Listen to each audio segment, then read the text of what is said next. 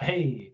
Okay. So we are here covering, it says chapter 5 here. That's a little inaccurate with the current edition of the textbook. Don't worry. It's still very much relevant to how we're doing things. NASM is really good about updating their materials each edition, but biologically, our skeletal system and our muscular system and our nervous system really hasn't changed that much in the last, I don't know, millennia.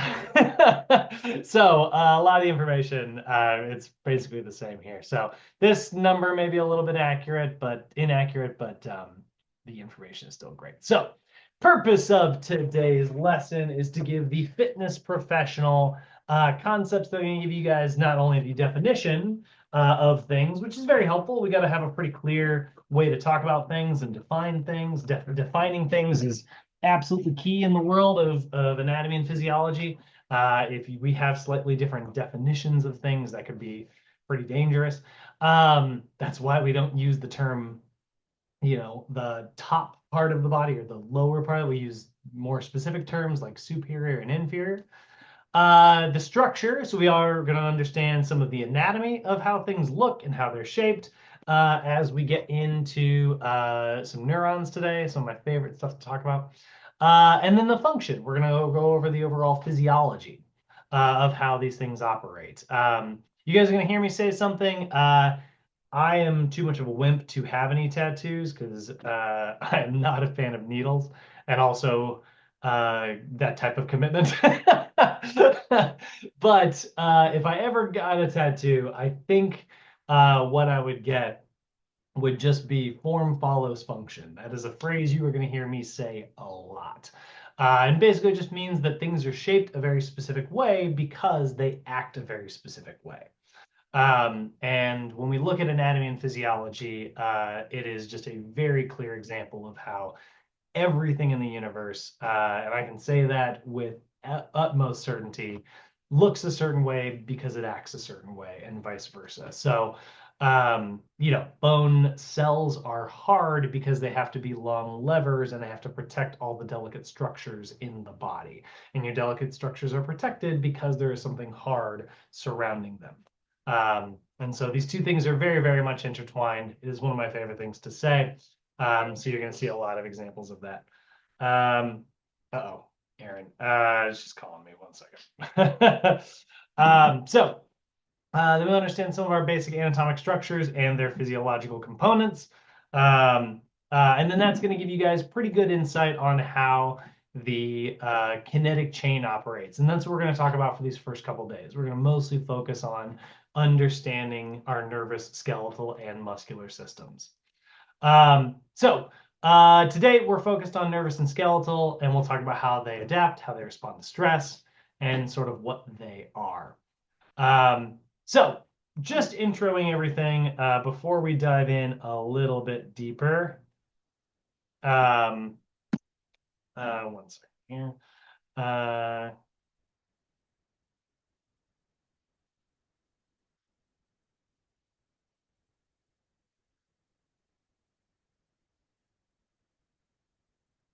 Sec when the video plays. So we're going to be starting off, we say human movement system. We sometimes say kinetic chain. It's actually one of those examples of, I just got done saying how important it is to clearly define things.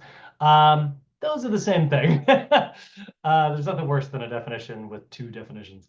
But the kinetic chain, aka the human movement system, is a series of three interdependent systems. When we say interdependent, what we mean is like they absolutely rely on each other. They're not intradependent. There are some systems that if something else gets damaged, that other thing can kind of keep soldiering on its own. It really doesn't affect the other things too much. Sure, that stuff is definitely out there in the body. But the kinetic chain, if something goes wrong in a muscle, it's gonna pull a bone in a really weird way, and that's gonna cause some grinding. Or if you just have a job that's making you do the same repetitive movements all the time, every single day. Let's say you're a painter, up and down and up and down with like a paint roller. that is your brain getting very familiar with doing one particular movement one particular way. So now your brain gets really exceptionally good at doing that. But now those muscles that are in that area actually kind of forget how to do things any other way.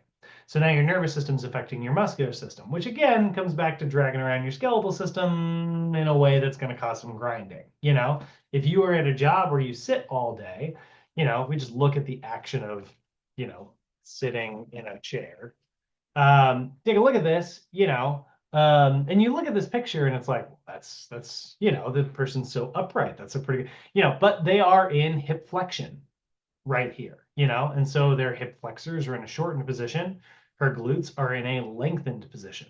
So what that's causing is that's causing these hip flexor muscles to get very, very good at contracting. And it's causing the glute muscles to get very, very, very good at relaxing.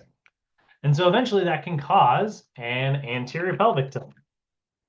Your classic kind of issue here, lower cross syndrome, where you'll see somebody who kind of has this excessive, this version over here on the right, it's kind of excessive tilt here, right? Because like those hip flexors are shortened so much of the day that when she goes to stand up and they're supposed to stretch out and relax, they're just like, no.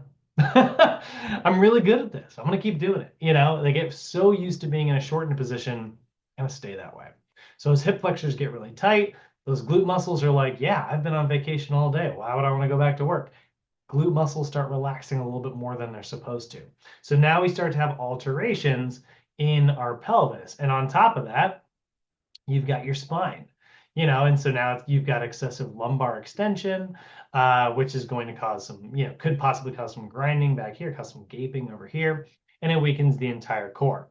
So very much interdependent systems, one relying on the other. We're going to talk more about, specific examples like I just gave a little bit as we go through this course. But today we're going to focus mostly on two parts of the kinetic chain, the nervous and the skeletal systems. The muscular system will get a lot of attention tomorrow.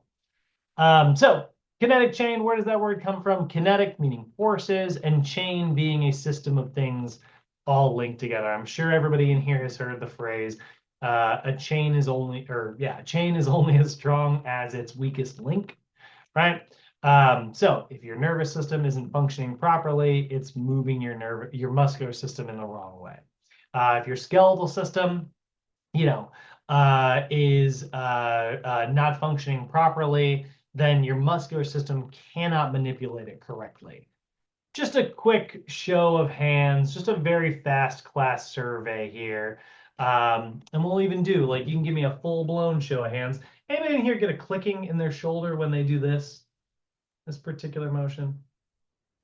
This is Danielle. I have had it in the past. It's not happening currently, but I have had it in the past. Yeah, probably didn't hurt, right? I imagine, you probably mostly just like felt like a thunk, but it wasn't like painful or anything, I'm assuming. Right. It was just more of an acknowledgement of a sound in my a sound in my shoulder. Yeah, yeah. Here's the thing. In the world of, exercise and stuff, if you hear a pop or a click or anything like that and it doesn't hurt, for the most part, it's probably fine. It's the painful pops and hurts. Like this. Oh, actually, I just did this a second ago, so I've got nothing to pop. There we go. There we go. That didn't do anything. That does not matter.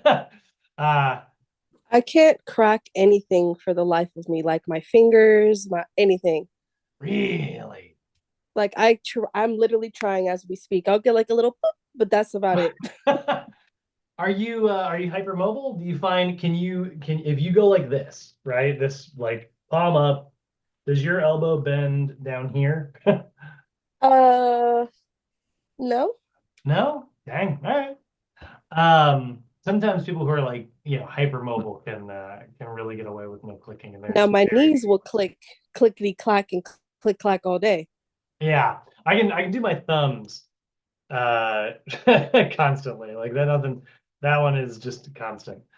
Um, yeah, so here's the thing, like clicking, no pain, totally fine. But I will say this, when you hear that little bit of clicking in your shoulder, it can sometimes be an example of a little bit of lack of space, just a little bit.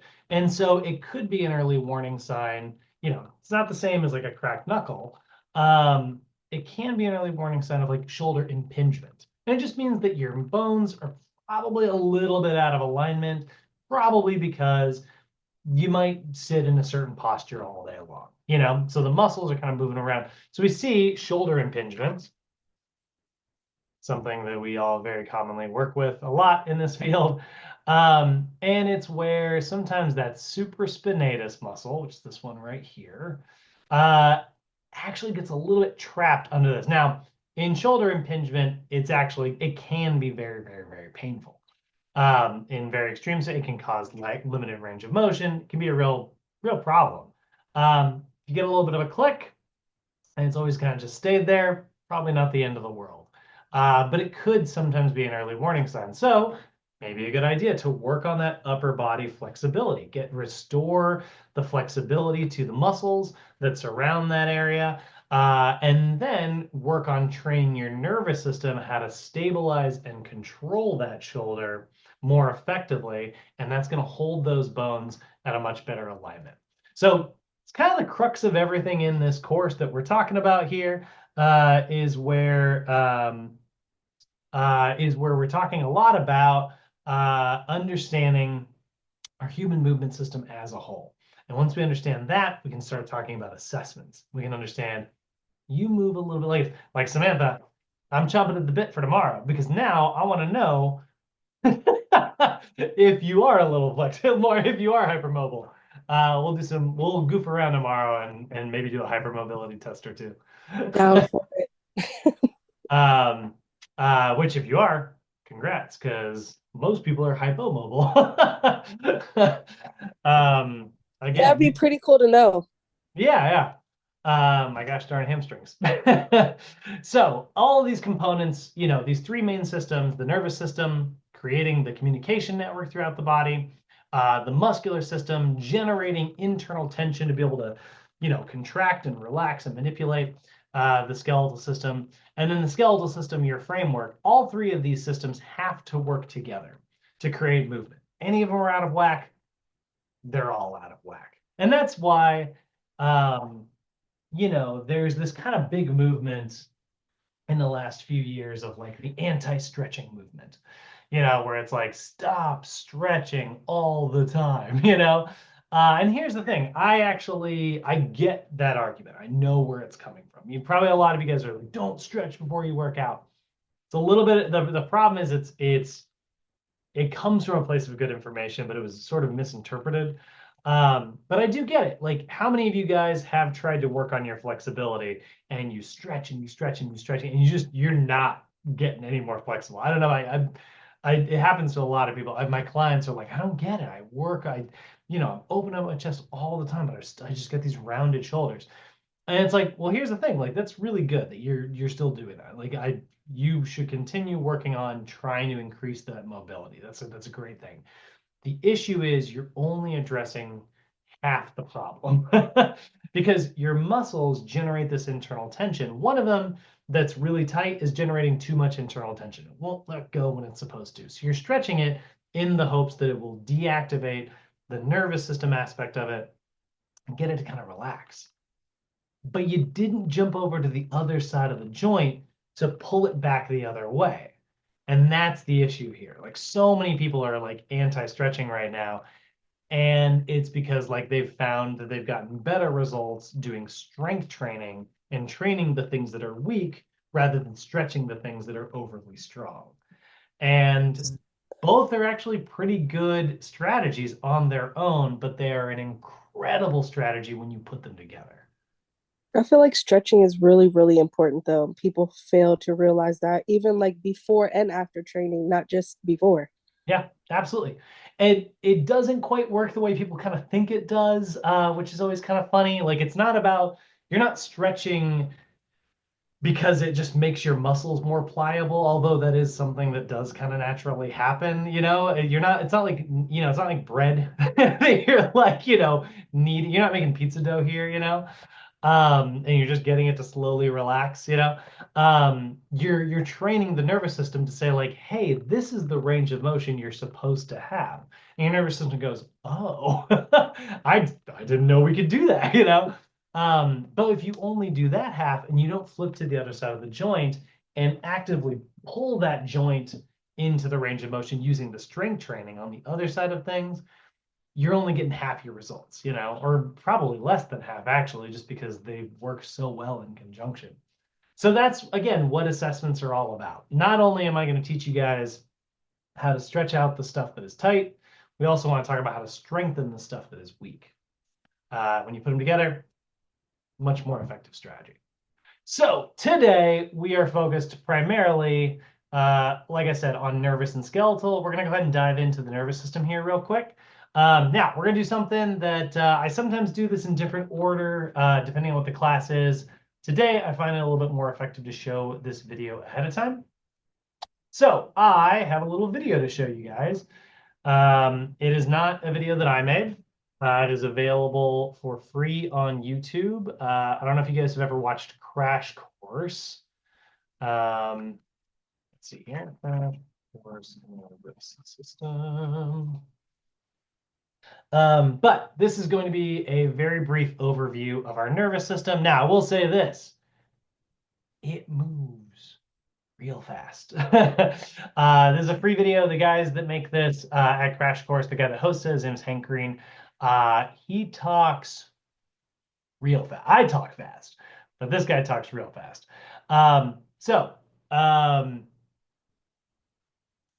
This is, don't feel like you have to know everything after watching this video. He's going to intro everything. The reason I like to do this is because some of the stuff that I'm talking about in a minute, it is literally cells, cellular biology, which is pretty hard to see with the naked eye.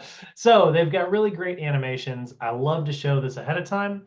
And then basically I'm going to go through and kind of talk about the same stuff that he talks about in this video. But I'm going to go ahead and put myself on mute. I'm actually going to go call Aaron. We're going to show this really quick. Then I will link this video to you guys in the chat bubble here in case you ever want to watch it later. Although it is really easy to find. But yeah, we're gonna start. This is your first. I'm so excited. This is to me this is our first Crash Course video as a group. So I'm gonna hit play here, and then I'm gonna hide my little picture. I want to go away, but I will be back when this video is over, and I want to also pause the recording. So that's a brief, kind of a brief overview of everything that we're going to be talking about today.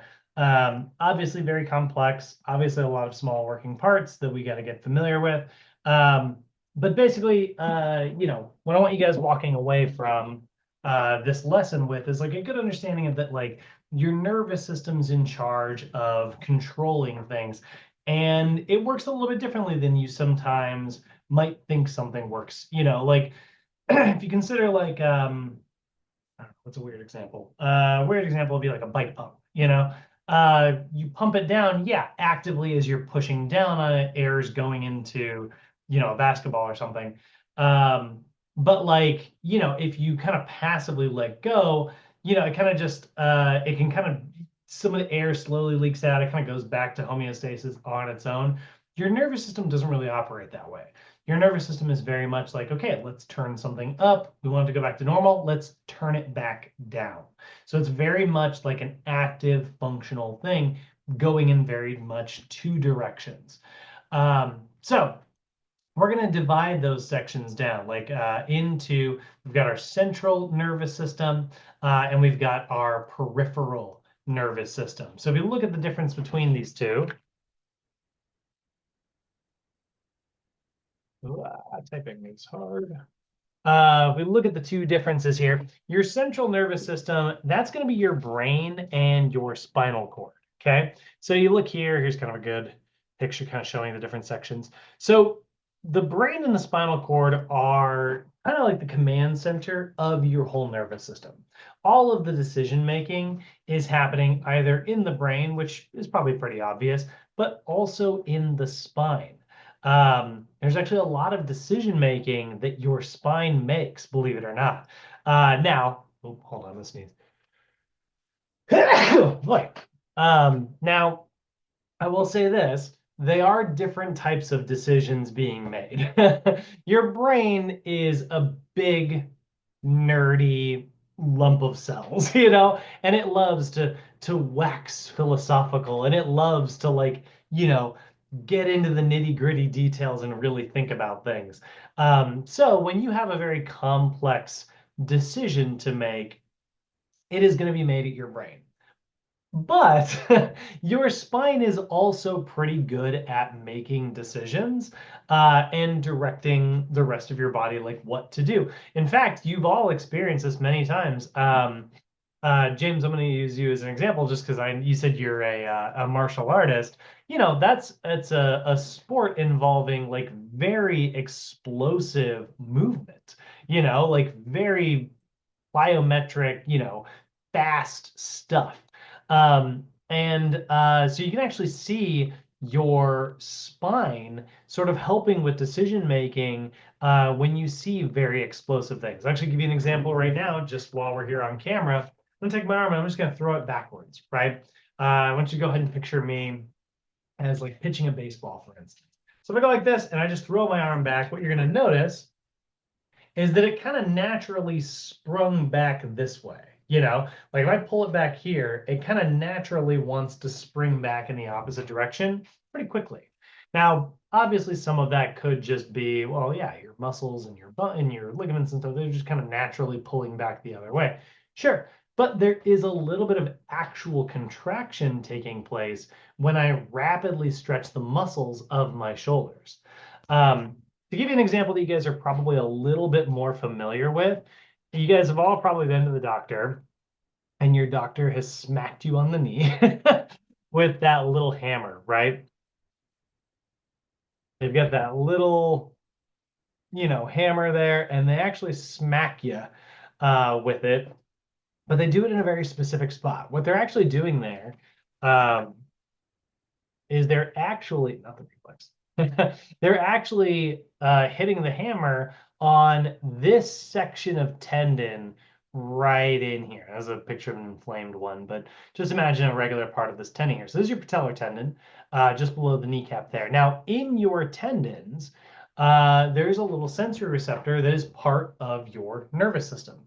And its job is to tell your brain at any given time how much tension and at what rate the tension is changing in tendons throughout the body. So if you've got like a muscle that I'm very slow, let's say I pull my arm back very slowly, the information going to my brain is, yeah, we're contracting this muscle, it's pulling the arm back, we're going pretty slow.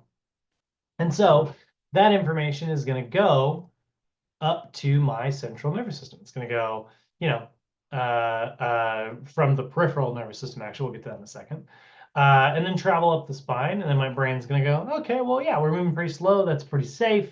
We're not really at risk of tearing anything in the shoulder. Cool. And so my brain is aware of like what's going on. But if you send a really fast signal, you're a martial artist, you're moving really explosively. I snap my arm back like that. I'm moving really explosively. Or if I get hit by a hammer on that little tendon, that sensory receptor gets a massive influx of information very, very, very, very quickly. And so it actually kind of panics. What happens is the signal is so large that the information comes from the peripheral nervous system. And once it gets to the spine says, whoa, we just stretched that tendon. How fast? That way too fast. So what it'll actually do as a protective mechanism is it will send a signal back to the antagonist muscle associated with that and trigger a contraction. And we call that a stretch reflex. So when you smack somebody on their patellar tendon, you can try it at home. It's pretty hard to do without training, but you smack yourself on the patellar tendon, you are tricking your brain into thinking that you just did this. You're tricking it into thinking that you're doing like a quad stretch, but you're tricking it into thinking that you're doing a quad stretch like at the speed of light, like, which is obviously going to tear that muscle, you know? So then your brain, and well, sorry, not your brain, your central nervous system, the spinal part of it, does what's called a spinal reflex. And it sends information back to contract that muscle. And that's why you don't really have control over that kick when you do it. It kind of happens naturally on its own, you know.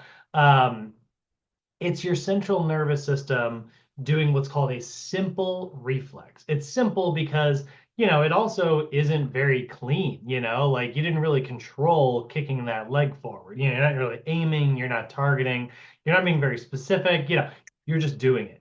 Which is also why, if anybody ever has had a friend jump out from behind like a wall and go boo, and you're like,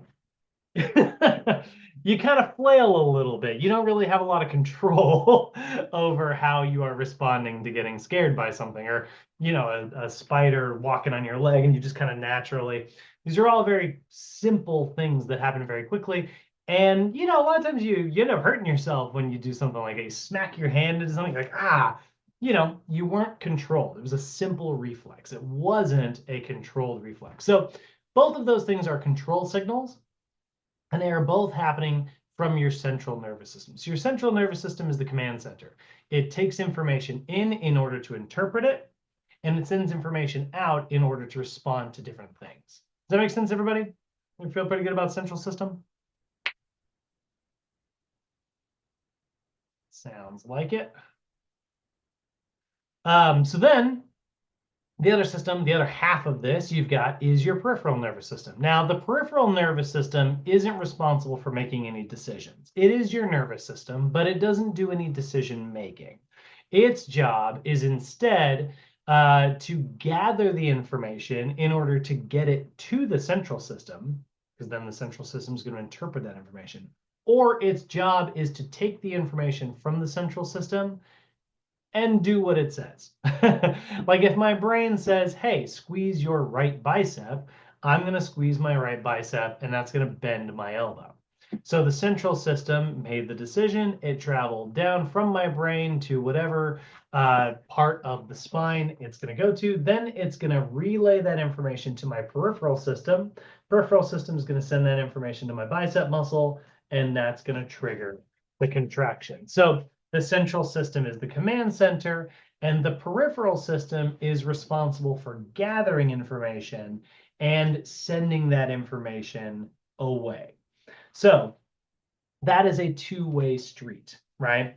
And that is responsible for either gathering from the internal or external environment, right? Obviously, like touching something externally, or like even just like my stomach acid. If I get pretty acidic, because there's not a lot of food in my stomach at any given time, that information is going to go through the peripheral system up to my brain. And my brain's going to say, all right, well, I guess we're done digesting. So then it's going to send information back through the peripheral system to my stomach, and that's going to tell that stomach acid to reduce until I eat something. And then it's going to flip the system around. So your body is constantly on this sort of binary system of turning something up or turning something down. So when we talk about our nervous system, it's got three major functions, right? And this, I'd say, if you forget everything I tell you today, this is probably the most important piece of information that I want you to really kind of grasp and have a pretty good understanding information, or have a good understanding of, right? So the functions of our nervous system are, one, sensory function. So your nervous system needs to be able to like gather information from the environment, again, whether that's inside my body, internally, or external environment. Like this room that I'm in right now, you know, it was pretty warm this morning, so I had to take my sweatshirt off, right? Well, that was all coming from sensory information. My body felt too warm, and so like we needed to find a way to lower that temperature down. So I started sweating a little bit. I don't really feel like sweating in my house, so took the sweatshirt off. Then you know, there's all this sweat. As air rushes over it, that starts to make me feel much cooler. And so then my body can turn that sweating off, right? So sensory information is the ability of the nervous system to sense changes internally or externally. So externally, That's the temperature that I'm feeling, but also like internally, right? Again, like right now, I'm not exactly doing very much physical activity. I'm sitting here talking with you guys. It's not exactly the most physically taxing thing in the world. So it's pretty easy for me to supply my body with enough oxygen. But if I started getting up right now and I continue talking while I'm also doing like burpees or jumping jacks or something that's like very physical, just like start lunging back and forth, what's going to happen is all of the contraction of those muscles that are doing that physical activity, they're going to need a lot of energy. And so they need oxygen to be able to produce that energy. Oh, we lost James for a second. Give it a sec here. We'll get him logged back in.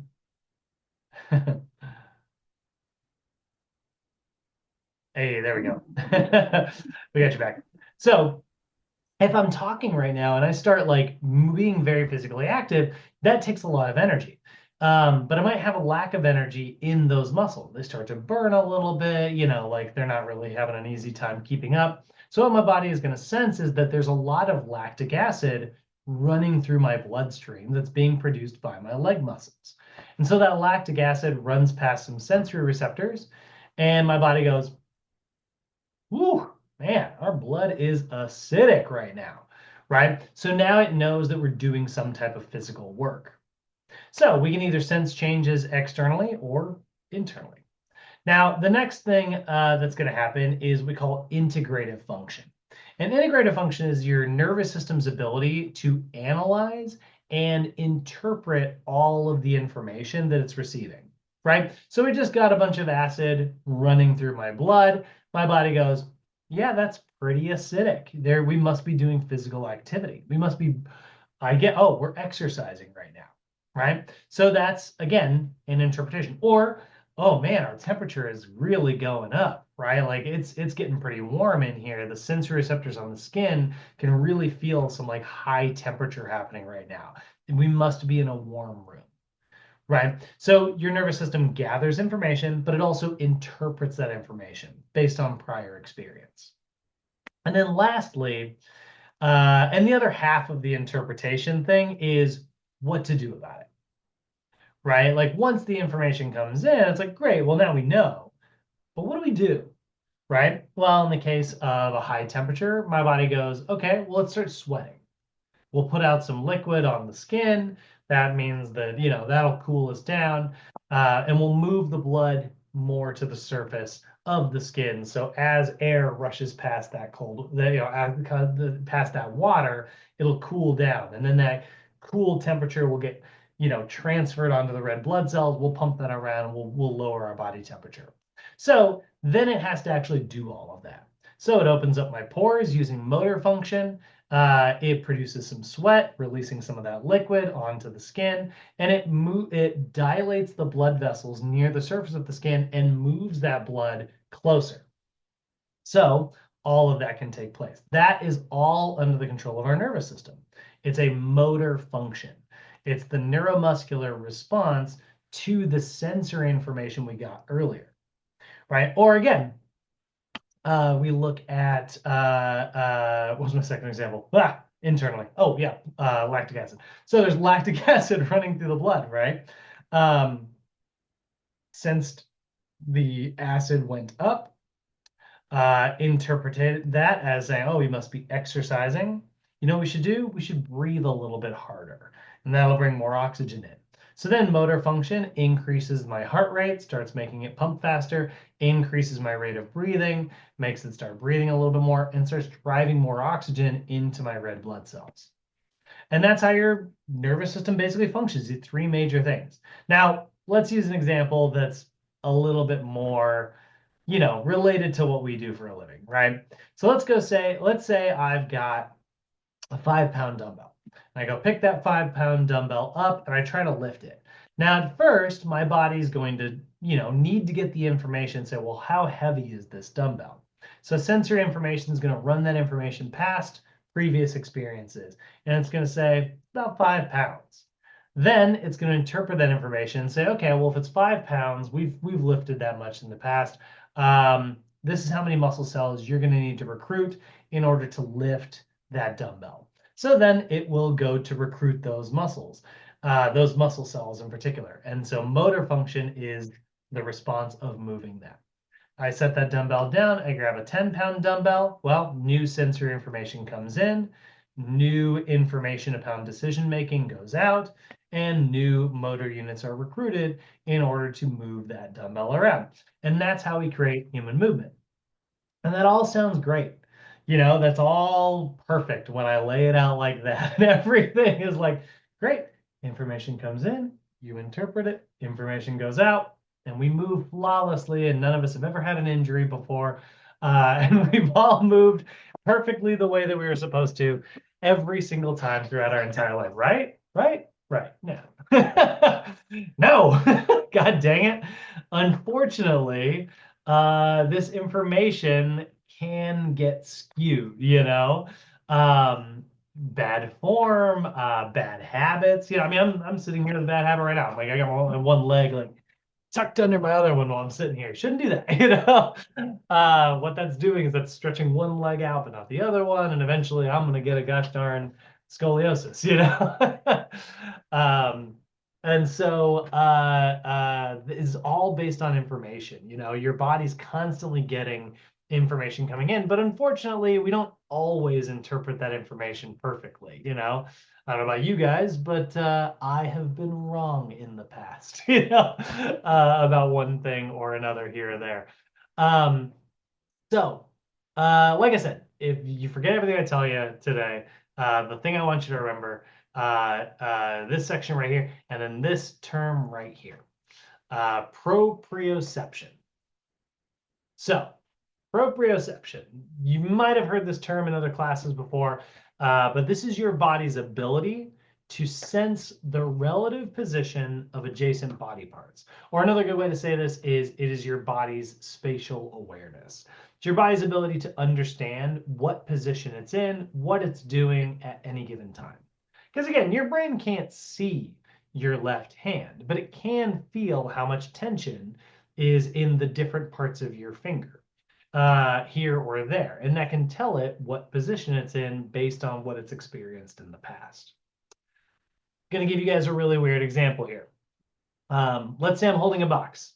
Okay, I've got a box. You can't see through it. You have no idea what's in that box. Okay, now I'm going to tell you some details about this thing that is in this box. And eventually you should be able to put together in your head, even without being able to see it, what I am talking about. So in this box, I have a thing that has feathers on it. All right, well, great. That probably cleared a lot of information. It's not, that I don't have a massage gun in this box. I don't have, a baseball in this box. That I'm not holding on to, a cat or a dog, like, this thing's got feathers, right? Cool. Okay. Now, here's another piece of information about what's in the box. This thing also has webbed feet. So that eliminated a lot. You're probably like, oh, it's probably a bird, right? And that eliminated like eagles and ospreys and falcons and all those other, anything with like claws and talons and stuff. And now you're picturing, okay, it's probably like a water bird of some type, like a goose, right? Cool. Now this thing in the box also has a bill. All right, well, penguins have feathers and, but they have beaks, right? So probably not a penguin. And it goes quack. I could have just started there and we would have gotten here much faster. But okay, so it's not a goose. It's like a hunk. It's going quack. It's a duck, right? I got a duck in this box. So you were able to take, what, 3-4 pieces of information, put it all together, and know without even having to see it. Well, that's what your body is doing with proprioception. So if I close my eyes and I take my hand like this and I start wiggling my fingers, I know I'm wiggling my fingers. And it's really easy to say, well, yeah, dude, they're your fingers. You're the one telling you to do it. But we got to think more deeply about this to understand how it works, right? Basically, the way I know I'm wiggling my fingers, even though I can't see them, is because the stretch receptors, the tension receptors, all of these different parts of my nervous system, that are in my hand are experiencing different amounts of tension and pressure and acceleration, all these different sensations. And when you put them all together, it tells your body where it is. So if I am getting a signal from my biceps muscle that says, hey, I'm at about 50% length and I'm at about 50% maximum tension, that's going to tell my brain that I'm not here. This is 100% length. I've got my bicep fully stretched out here. I'm not here. This is fully contracted, right? I'm about halfway in between. And so my brain understands that information. Sensory information goes in, my brain interprets it. And if I want to be in this position of 50-50, right, then I might stay there. But let's say I want to be more contracted than that. Well, then motor information is going to say, no, you need to squeeze a little harder. And that's going to bring me into the position. And that is proprioception in a nutshell. So movement is a response to the sensory information. So human movement is very much dictated by your nervous system. Your nervous system is controlling all of this. And it's one of the reasons why you'll see a slightly different term in your current textbooks. We'll say this reflects the importance of training in a multi-sensory environment, or what NASM likes to say, it reflects that it's very important to train in a proprioceptively enriched environment. What they mean by that is an environment where you don't go on autopilot. You can't go on autopilot because maybe the movement you're doing is so complex, it keeps you from being able to just kind of go through the motions, you know? So for instance, like if I'm doing, this is what I tell my friends all the time. People who have like, you know, Danielle, if you're talking about like let's say like aging gracefully, right?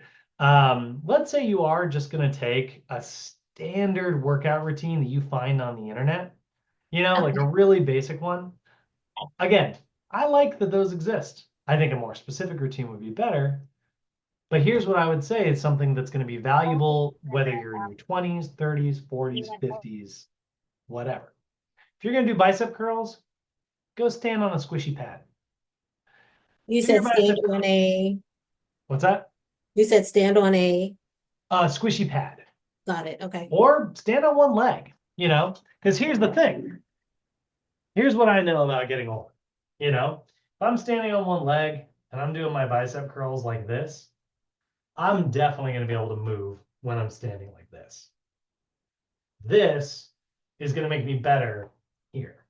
And it's going to send more information because eventually, sometimes I am going to lose my balance for a second, And when I do that, when I lose my balance for a second, you know what I'm teaching my brain how to do?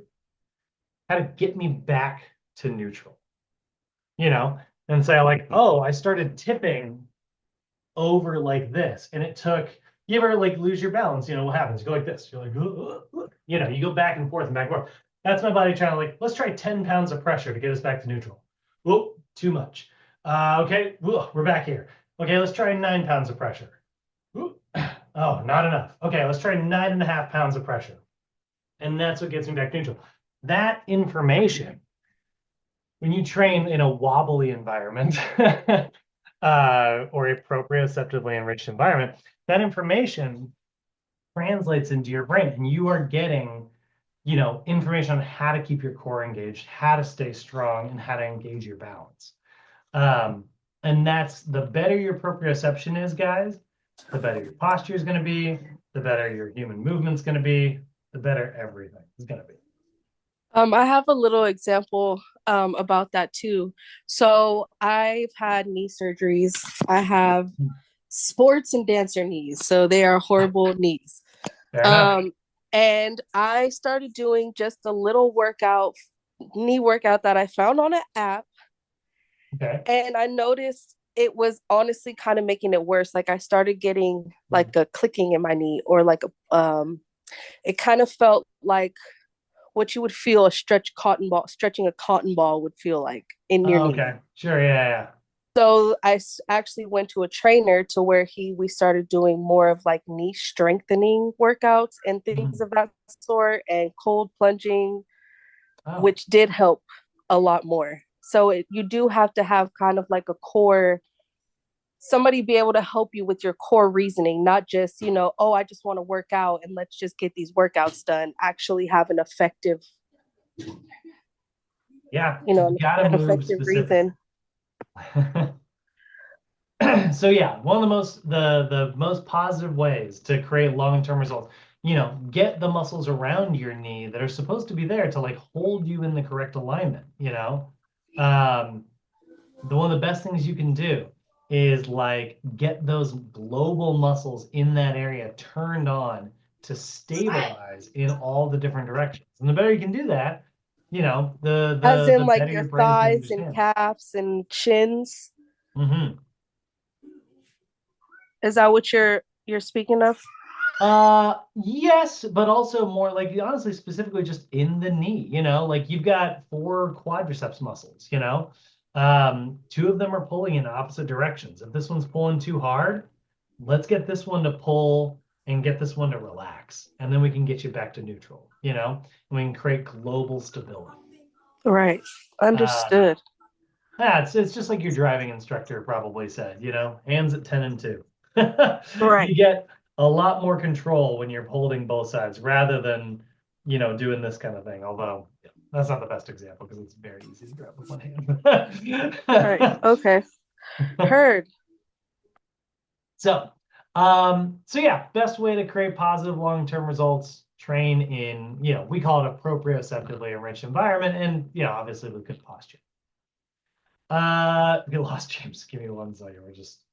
This is these day one hiccups here. I just want to make sure that he's.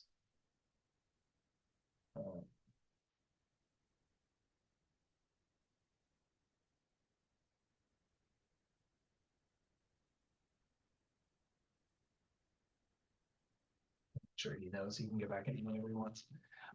So zooming in a little bit, let's get into some of the anatomy here and understand some of the small parts.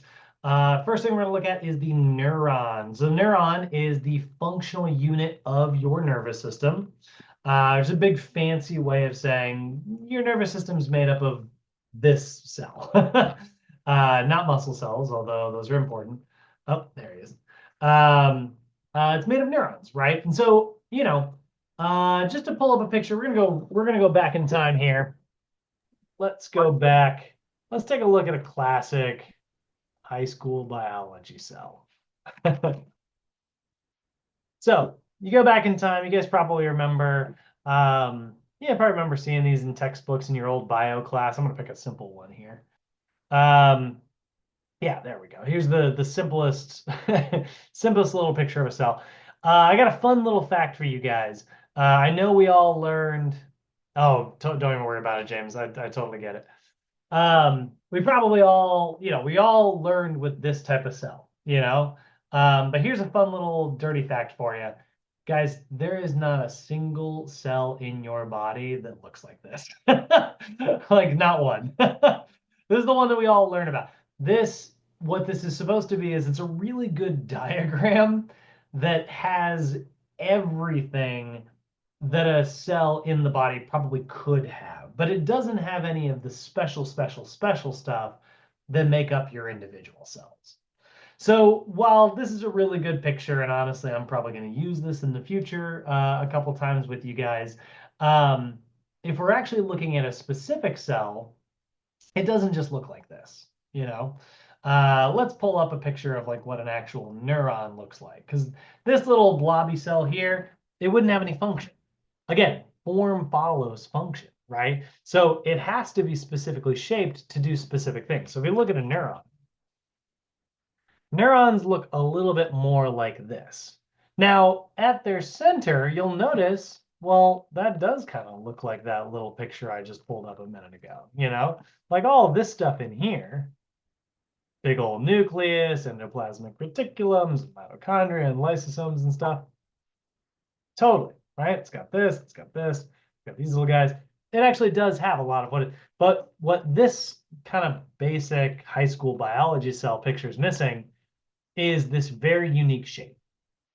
And that's what makes neurons so special.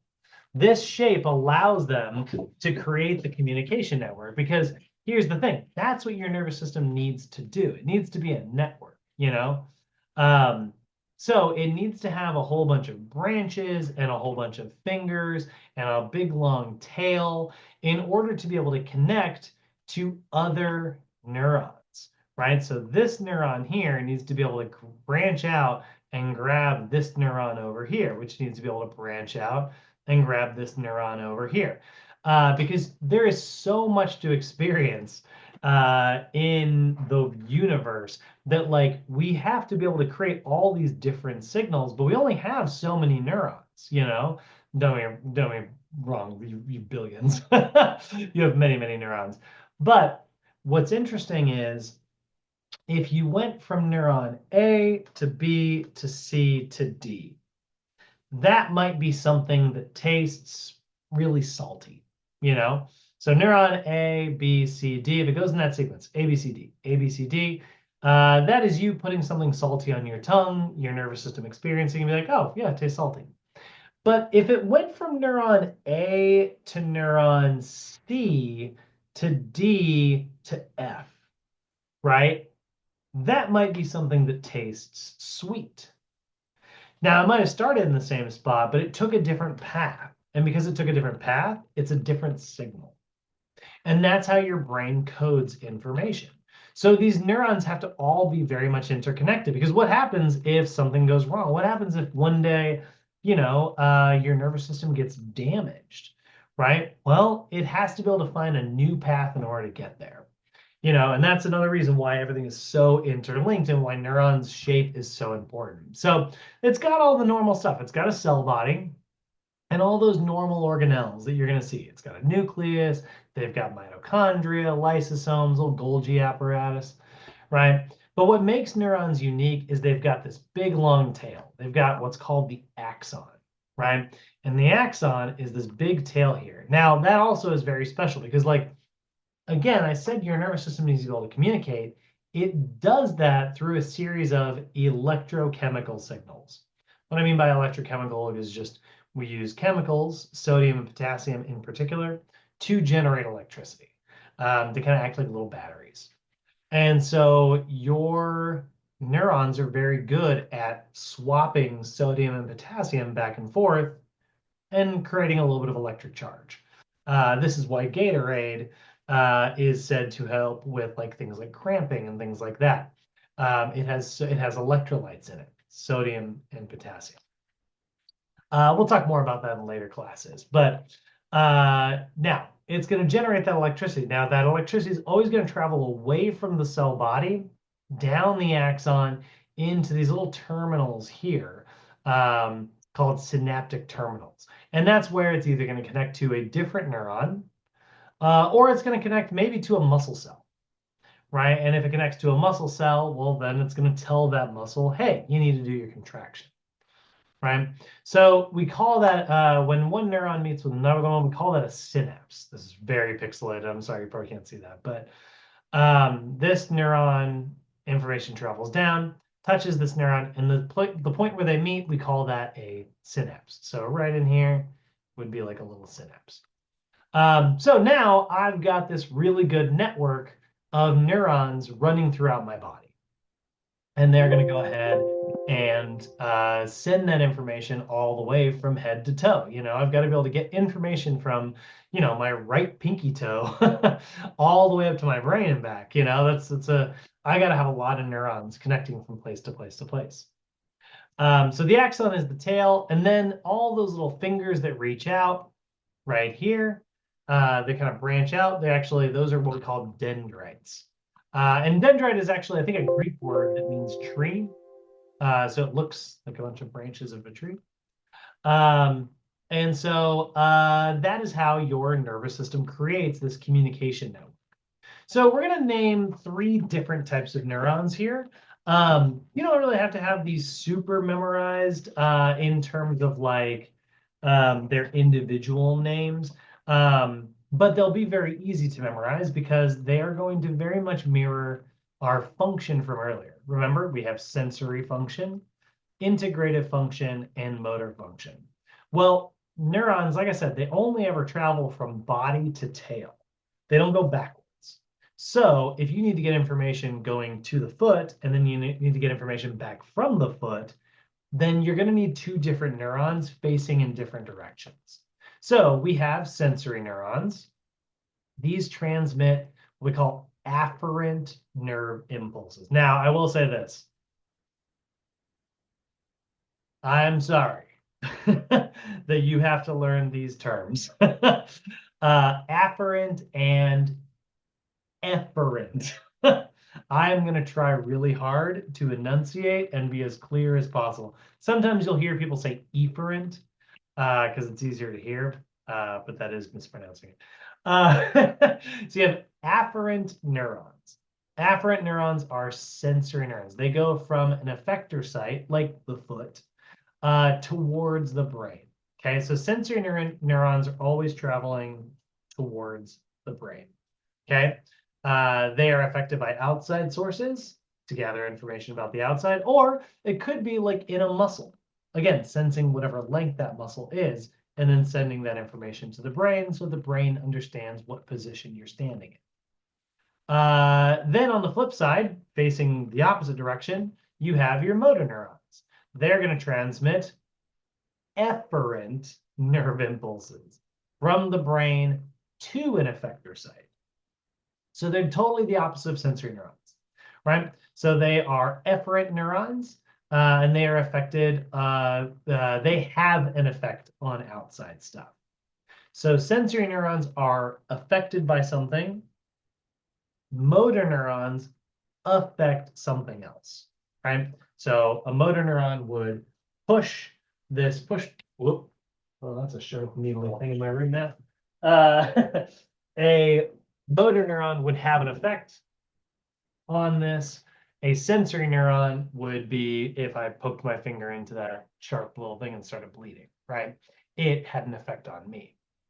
And then in the middle, you've got interneurons. And basically, they're meant to be like the connection between the two. Because you don't just have one neuron running from your foot all the way to your brain. So it has to go from neuron to neuron to neuron to neuron to neuron until eventually it gets where it's going. So they're the link between each other, right? So sensory neurons go towards the brain, motor neurons go away from the brain.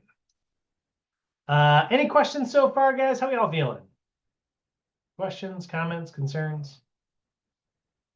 No. Sweet. All right, love it.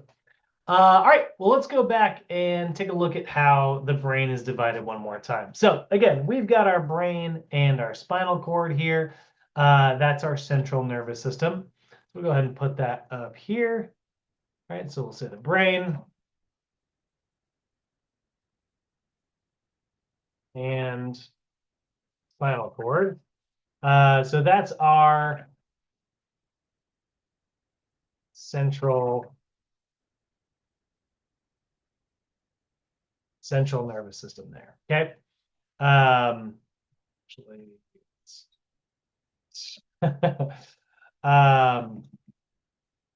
cool. Yep.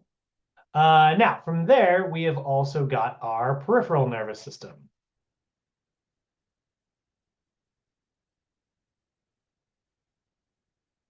Okay, there we go. And that is going to be your cranial and spinal nerves. Okay, so that's the nerves that are actually branching out throughout your body, right? So we'll actually say peripheral. That'll be a little bit. So basically, their job is to be the nerves that are kind of running around the body. Again, we got to be able to get information to our brain, right? Cool. So these are kind of interconnected. They're not necessarily opposites of each other, right?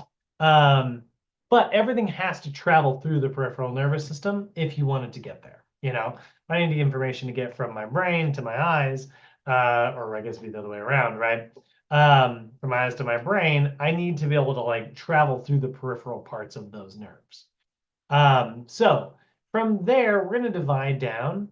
And here's all your pairs of nerves, by the way.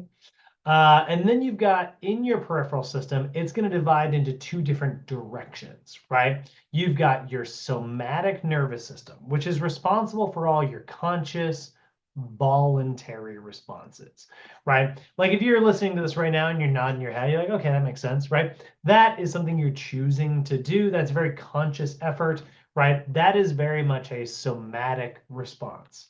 But right now, based on how much work you're doing, your heart is beating, right? And it has to be under the control of your nervous system because everything is under the control of your nervous system. So that is what we call an autonomic response. You do not have any ability to control your autonomic responses. Now, really quickly, I'm sure somebody listening right now is going, well, I know how to control my heart rate. No, you don't. I mean, you do. Don't get me wrong. Like you can think I was just calming about things. to You can, say that too. yeah. You're like, I'm on a beach. I'm very calm. I'm petting my cat. Sure, absolutely. You can totally put yourself in a brain space that can trigger your autonomic nervous system to become a little more active and calm you down. In fact, breathing out will naturally do that for all of you. So all of us right now could just go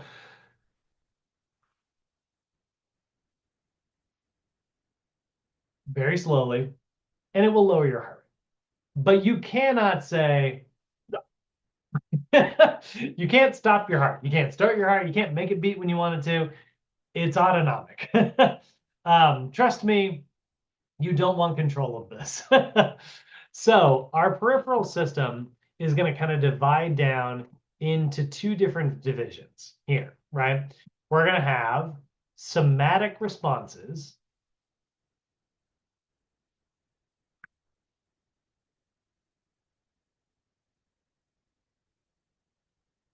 which is the conscious voluntary control. Okay, this is what you choose to do. Okay, and then you are also going to have autonomic responses. This is the unconscious stuff. You cannot start sweating through choice alone. I mean, we can all think of that kind of time that something like something really embarrassing happened. Like I'm sure all of us could conjure up some images of a time, somebody was waving at you and you're like, hey, and then it turns out they were waving at the person behind you, you're like, who?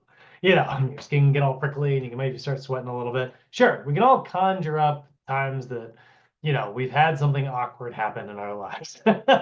And yes, that can cause you to start getting a little sweaty, or it can do some really interesting stuff. But you do not have voluntary control over these things. They happen autonomically or somatically. So somatic is you choosing to do something at the gym, right? Autonomic is the response to what's going to happen because of what you just chose to do at the gym. You're working out, your body temperature goes up, your body's going to want to cool you down. Autonomically, it's going to start sweating. So, what about sweating? What about stopping sweating? Right? Well, autonomic is going to also divide down a little bit further into two smaller divisions. You're going to have your sympathetic nervous system, which you guys are probably a little bit familiar with. You've probably heard the term fight or flight system. And then you're going to have your parasympathetic nervous system. That's the rest and digest system. So the autonomic system is going to be either sympathetic.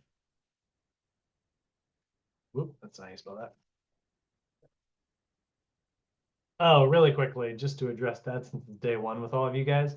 I am a science teacher and not an English teacher, so if I spell something incorrectly, we're all gonna let it go.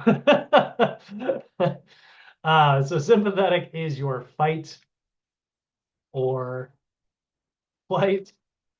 And then you are going to have parasympathetic,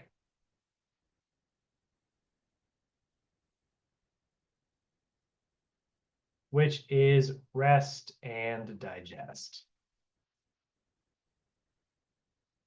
Okay, and that's going to calm you back down. So your sympathetic system is in charge of kind of amping things up and kind of freaking out about stuff. And then your parasympathetic is all about relaxing. It's about returning you back to normal after something stressful has happened, right? So it kind of divides down like this, right? Um, it kind of goes in this direction here. Now, all that to say, again, it doesn't mean that you cannot train your parasympathetic nervous system. You totally can. You just don't have conscious control of it. So, for instance, if you want to learn how to be better at activating your rest and digest system, ironically, you're going to kind of need to put yourself into fight or flight situations. This is one of the things that you learn through exercise. You guys have all heard that exercise is good for stress. It is a stress reliever. It's very good for your heart and your brain and everything about the human experience. Exercise is very good for it, you know? The reason for that is because, well, exercise is pretty stressful. Exercise causes stress on the body. So what happens afterwards when you're done causing all that stress? Your body is then going to need to trigger anti-stress. And so it's going to wash all of that stress away once you leave the gym. This is actually one of the reasons why, and I think, oh, I'm messing it up now. One of you guys mentioned earlier how important it is to warm up and cool down, right? Yeah, it is important for the stretching, like you said earlier, but it is also very relevant to training your nervous system, teaching your nervous system to relax and calm down after something stressful has happened. Um, so, one of the best ways to train your parasympathetic nervous system is to activate your sympathetic nervous system with control. That's spelled wrong. Um, with control. That is very, very important. I will say uncontrolled stress is exceptionally bad for you. But you want to cool down when you're done. Who in here skips their? Hey, look, it's very easy to skip your cool down.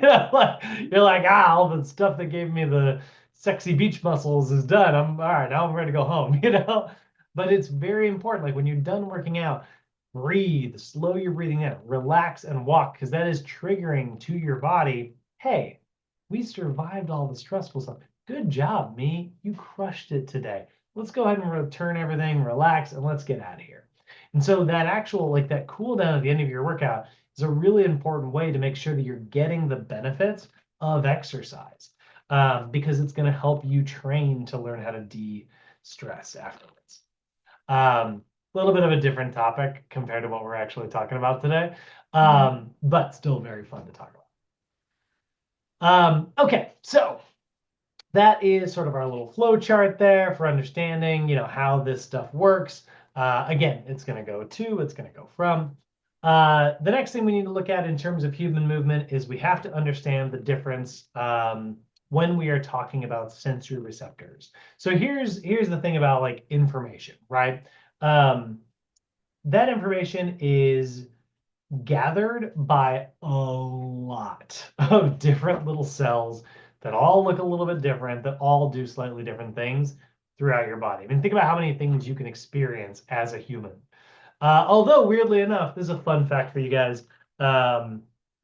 We do not have, it's going to sound insane when I say this, because I also barely believe this. We don't have wet receptors. So, like, weirdly enough, there are animals out there that know when they're in like water because they have water receptors. They can tell it is H2O. They can tell that chemical. Now, we can sense when like there's a little bit of pressure touching us and we can feel like, air rushes over that kind of pressure and it makes us cool down really quickly. You can tell when you're wet. But weirdly enough, you do not have water receptors. And some bugs and stuff actually do. And it's important for them to make sure that they're not, climbing into the wrong type of wet stuff. So that's kind of a fun fact. But the one, getting relevant to us, you have all kinds of specialized receptors throughout your body. They're able to sense light and heat, tastes and sounds and chemicals, all these really kind of cool things. You've got nociceptors. Those are pain receptors. Those are really cool, actually. Pain receptors, they're not on all the time. They only turn on once they hit like a certain threshold. But once you hit that threshold, that's when you start experiencing pain. So like this is not painful, but if I really start wrenching down, right, and give myself a bruise or something, then it becomes very painful, And so my nociceptors slowly start picking up. Chemoreceptors, they're chemical receptors. They sense smell and taste. That's how things smell certain way. Not everybody's are the same. Does anybody in here, do I have anybody chime in if you are? You can stay silent if you're not. But does anybody in here, if you eat cilantro, does it taste like soap? You said, does it taste like, I'm sorry? Soap. I know it sounds weird, but You soap. said soap? Yeah, like a bar of soap. Oh, okay. I'm sorry. I'm unqualified for that question. Sorry about that. That is fair. It's a genetic mutation. Not everybody has that receptor. But for some reason, some people, if they eat cilantro, like they go to, Chipotle or something, it tastes soapy to them. I am not one of those people either. But that's kind of a fun one, it's kind of an interesting one. There's photoreceptors. Photoreceptors respond to different wavelengths of light. All of us are pretty much the same unless you happen to be colorblind, um, in which case your photoreceptors are a little bit different than someone else's. But the ones that are responsible that we should spend some time talking about are mechanoreceptors. So they are receptors that are sensitive to mechanical changes. And the ones that I want you to be really familiar with are muscle spindles. These are sensory receptors that sense the stretch of a muscle. So basically, if you picture a muscle here, also day one, I am no artist. I just want to make that clear now so we don't get our hopes up. So here's a little muscle here. All right, we'll go like that. And then there's our little tendons on the end there. Okay, now give it some fibers. There we go. Now it's a work of art. So here's our muscle, right? Now, running through this muscle, we've got a sensor receptor called a muscle spindle. Okay, and basically it works like this. It runs from one end of the muscle, and it kind of acts like a coil or a spring. It kind of looks like that. Ooh, go for it. It's not. Coil or a spring, and then it runs to the other end. So what it's doing is, and we'll give this a little diagram here. So this is our muscle spindle, okay? And its job is to sense the length change and rate of length changes in muscles. So basically, if you start moving around, James, let's say you were walking around a minute ago, right? If you're walking right now, your muscle spindles are telling your brain at any given time, what length the muscles in your calves and your quads and your glutes and your hamstrings are at any given time. So, if you're mid-step and you just hit the heel on the ground, right? Well, you're in what we call dorsiflexion. So your calf muscle is actually stretched out right now. So the muscle spindles in your calf are going to tell your brain, hey, we're in a stretched position. And your brain's going to know, okay, well, we're probably about to land with our heel. Then as you land and start walking and you press away, now you're pointing your toe down like this as it propels you forward. Well, now your muscle is in a shortened state. It actually contracted to be able to create that move. We call that plantar flexion. And so your muscle spindle is now going to say, hey, we're actually kind of shortened a little bit, So we went from, being this long, it's bad. I'm going to make up a little animation here. And now we're this long. And we contracted and we relaxed, then we contracted, then we relaxed, then we contracted. And so that's kind of how your muscles are always sending information. They're using muscle spindles to be able to do that. Now, all of your muscles are attached to bones, right? So, which we're going to get into in a moment. So we got, I don't know how to draw bones, by the way, so we're just going to draw a dog bone. So there's a bone there, right? And they're connected with a tendon, right? So this little tendon right here is gripping onto this bone. Now, what if it lost its grip? That would be really bad. So we have a different sensory receptor over here. It creates this kind of interesting looking kind of webbing. Kind of looks like, I don't know, kind of looks like spider webs or something like this. And as it sort of inserts onto the bone there. And this is called a Golgi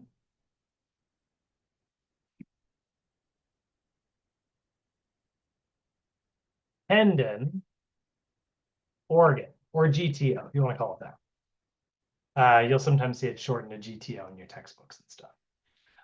So a Golgi tendon organ is responsible for senses, tension changes, and rate of tension changes in a muscle's tendon.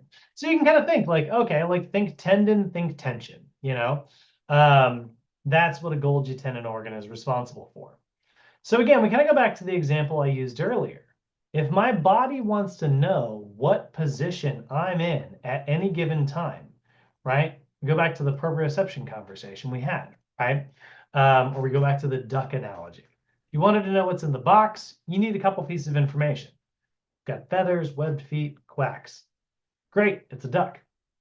If your muscle is at 50% length and 50% tension, that means your body is in this position. If it's 100% length and 100% tension, well, it's about to tear off the bone.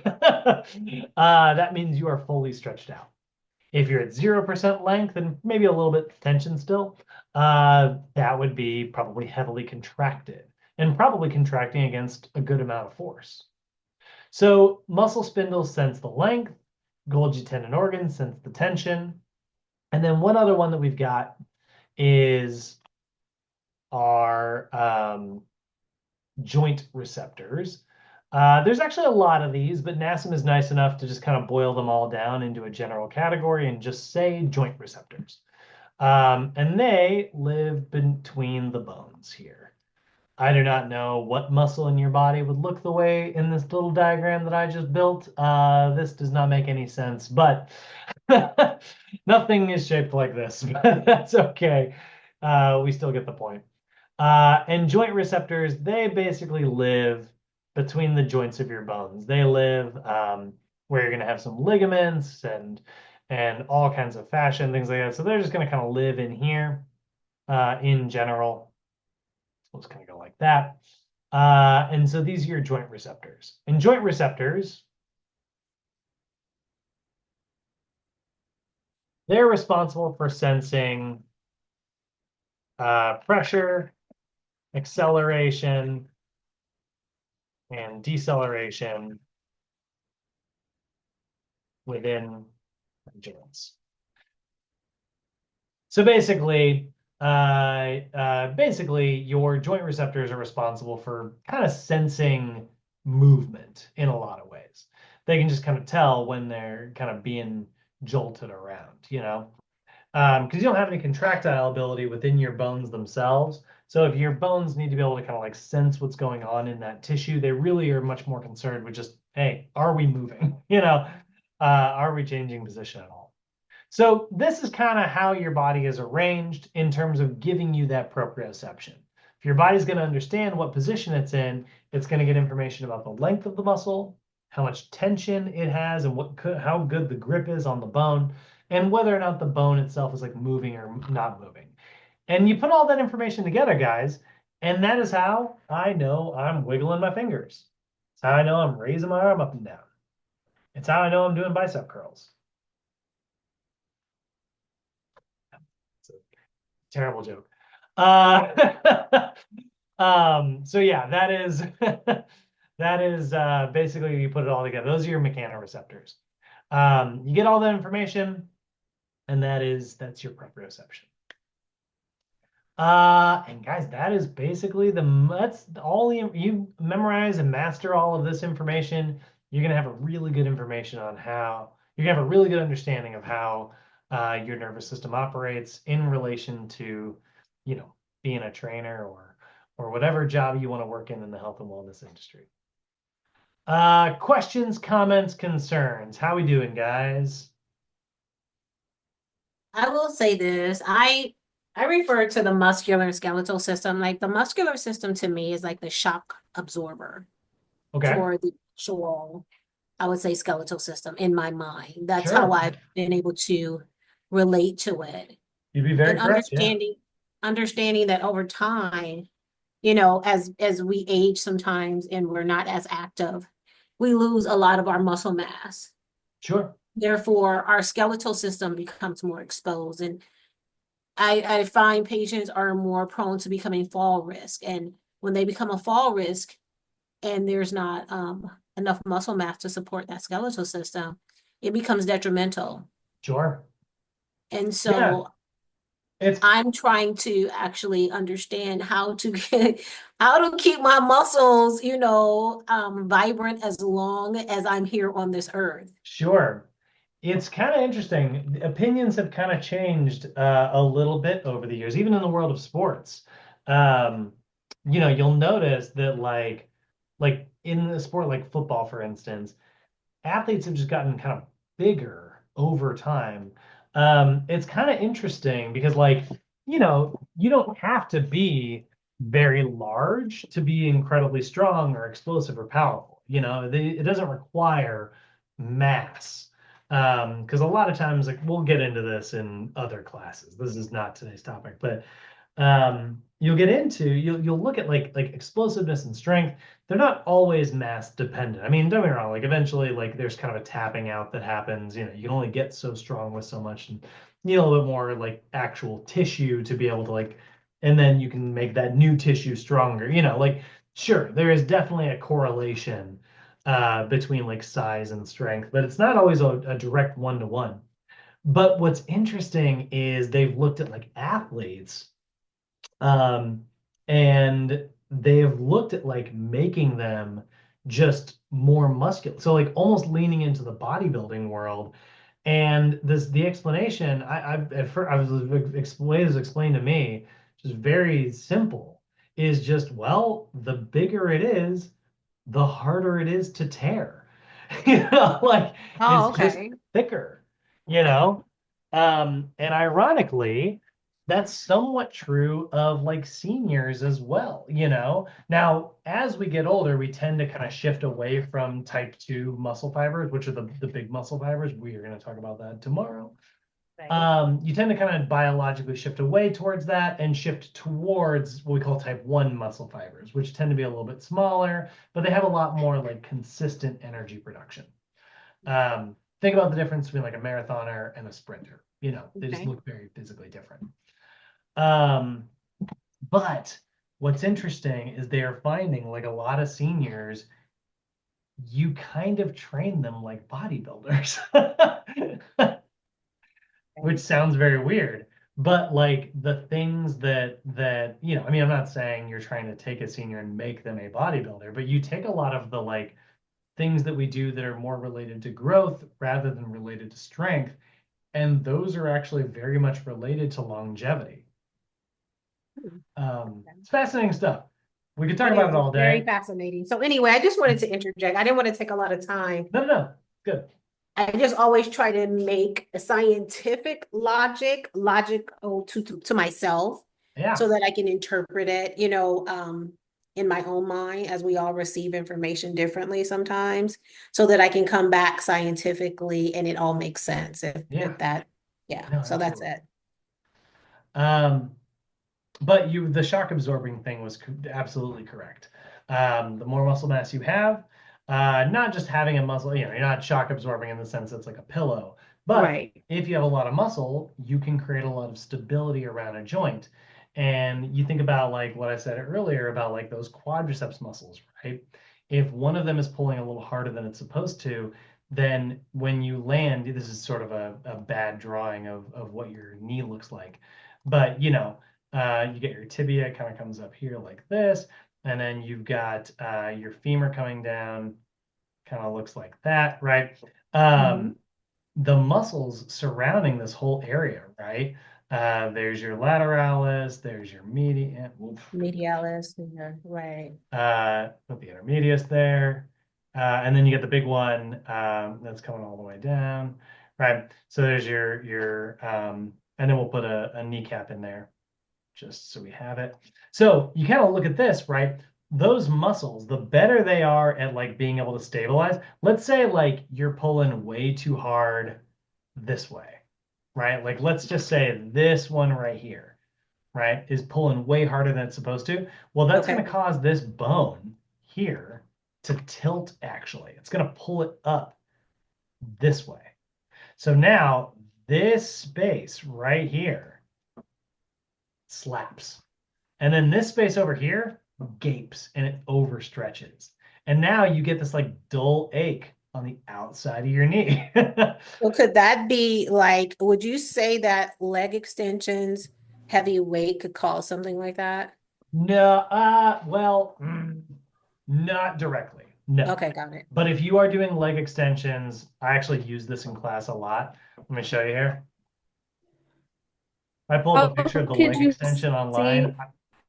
What was that, Samantha? What was it? How Sorry. could you see like which side is pulling? How could you Based on your tell? posture.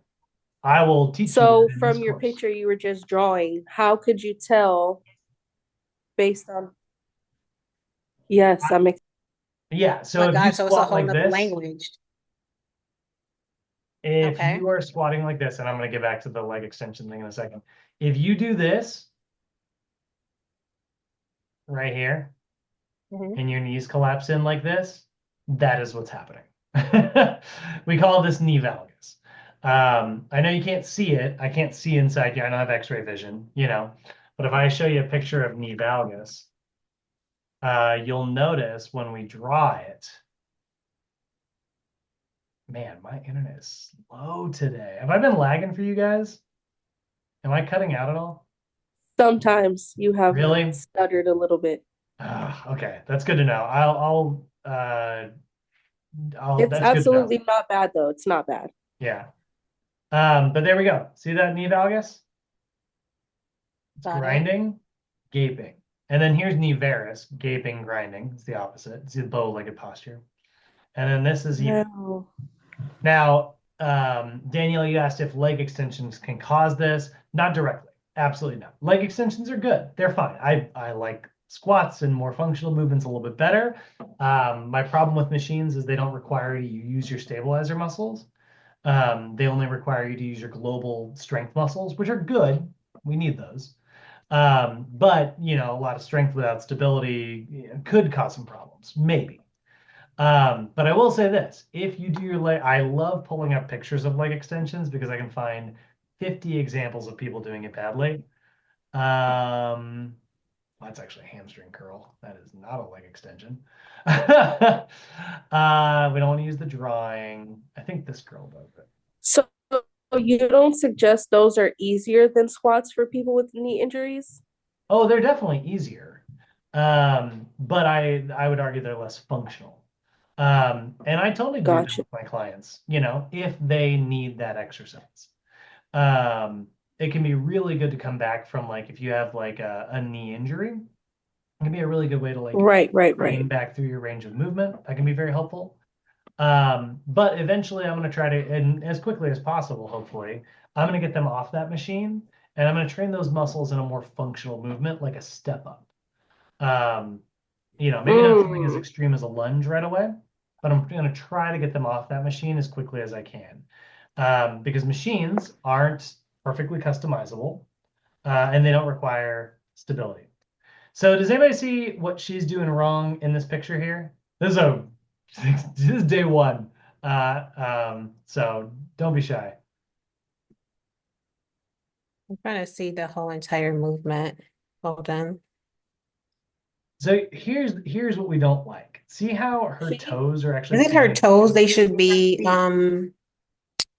and face directly to the ceiling. I see her foot is a little slanted. Maybe it's Mhm. outward, and her feet actually should actually be pointed towards the ceiling Mhm. opposed to outward. Yeah. And they, you know, it's slight. She's only doing a little bit of this, but she is standing in what we call a pes planus posture. Or what I just showed you a second ago, she's standing in a knee valgus. Now it doesn't look like it because she's in a chair and she's doing a movement that's not related to standing. But if you were to unfold her, her toes are pointing away, which means that her tibia is rotated, which means if we travel up, her femur is rotated, which means that she's putting stress here and not here. It's not evenly distributed.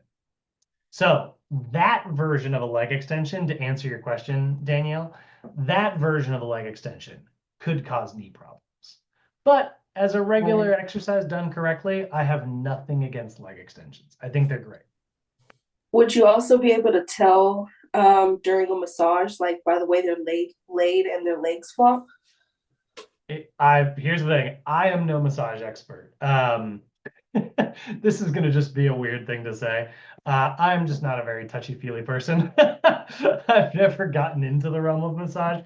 I work a little bit with massage guns because it puts just a small. Okay. I come from a long line of not huggers. It's all right. But yes, you probably could. Because if somebody is like relaxed and they are not relaxed in a neutral position and you're looking at them and they're relaxed in a non-neutral position, that's a pretty good way to tell like how they usually hold themselves and what muscles are sort of passively contracting 24/7, 365, you know?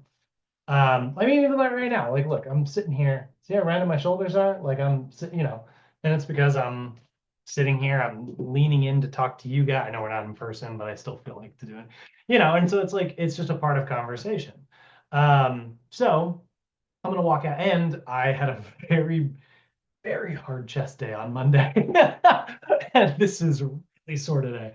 So that's also contributing a little bit. So if you saw me on a massage table and you notice that like, yeah, I'm holding a little bit of tension here, you probably need to loosen up like my pec minor a little bit, you know, and it's like, oh, you have a little bit of the shoulder rounding. But what I want to teach you guys is on the flip side, well, if you have a little bit of like tight pec minor, you probably have a kind of weak rhomboids. We better get those rhomboid muscles turned on and get you pulled back to neutral. So that is very much, I would say very much a yes. You can definitely tell from someone's posture on a table. I will say, you know, be careful with stuff like that. It's easy to fall for in the training world as well. Sometimes you'll notice someone do something and you're like, oh, that muscle's firing incorrectly. They could just have a bad habit, you know, and maybe it's not firing incorrectly. Not everything means definitely this, you know, but yeah, it's great information to pay attention to for sure.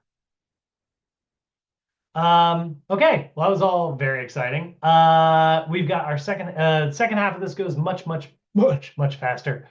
But let's go ahead and move into bones, guys. Let's go ahead and talk about the skeletal system. So the next, I guess, third of our kinetic chain here, I'm going to pop us back over to YouTube. And we're going to watch our next crash course video. And I'm going to go get some water because I forgot to get some to drink today.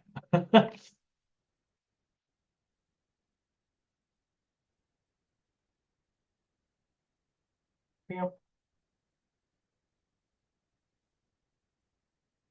Tax Act knows taxes. Yeah, my internet is definitely going slow today. I haven't restarted my router in a while. I'm gonna need to do that. Oh, and this video starts in a very fun way. I forgot about this video. All right, here we go. Oh. All right.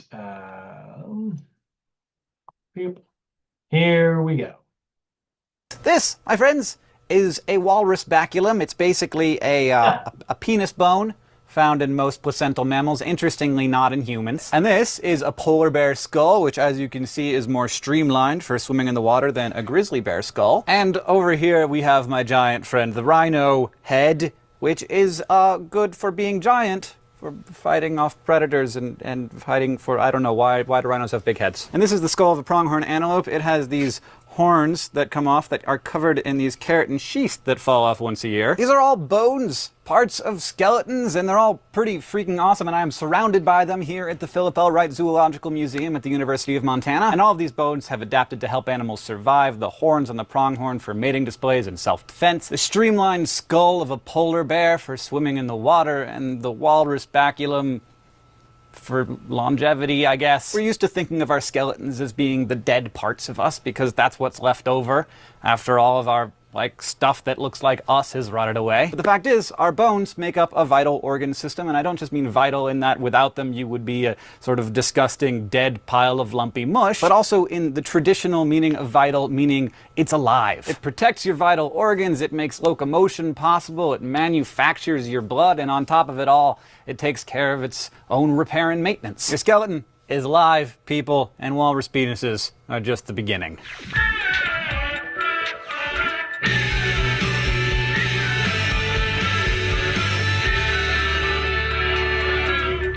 So you know what bones are, but maybe you didn't know that you don't have to be a vertebrate or even a chordate to have a skeleton. Jellies and worms, for instance, have hydrostatic skeletons made up of fluid-filled body cavities. By squeezing muscles around the cavities, they change their shapes, and that can be used to produce movement. Insects have exoskeletons, of course, made of the nitrogenous carbohydrate chitin, and most mollusks have exoskeletons too, in the form of calcium carbonate shells. But when it comes to skeletons, the winningest formula has been the endoskeleton.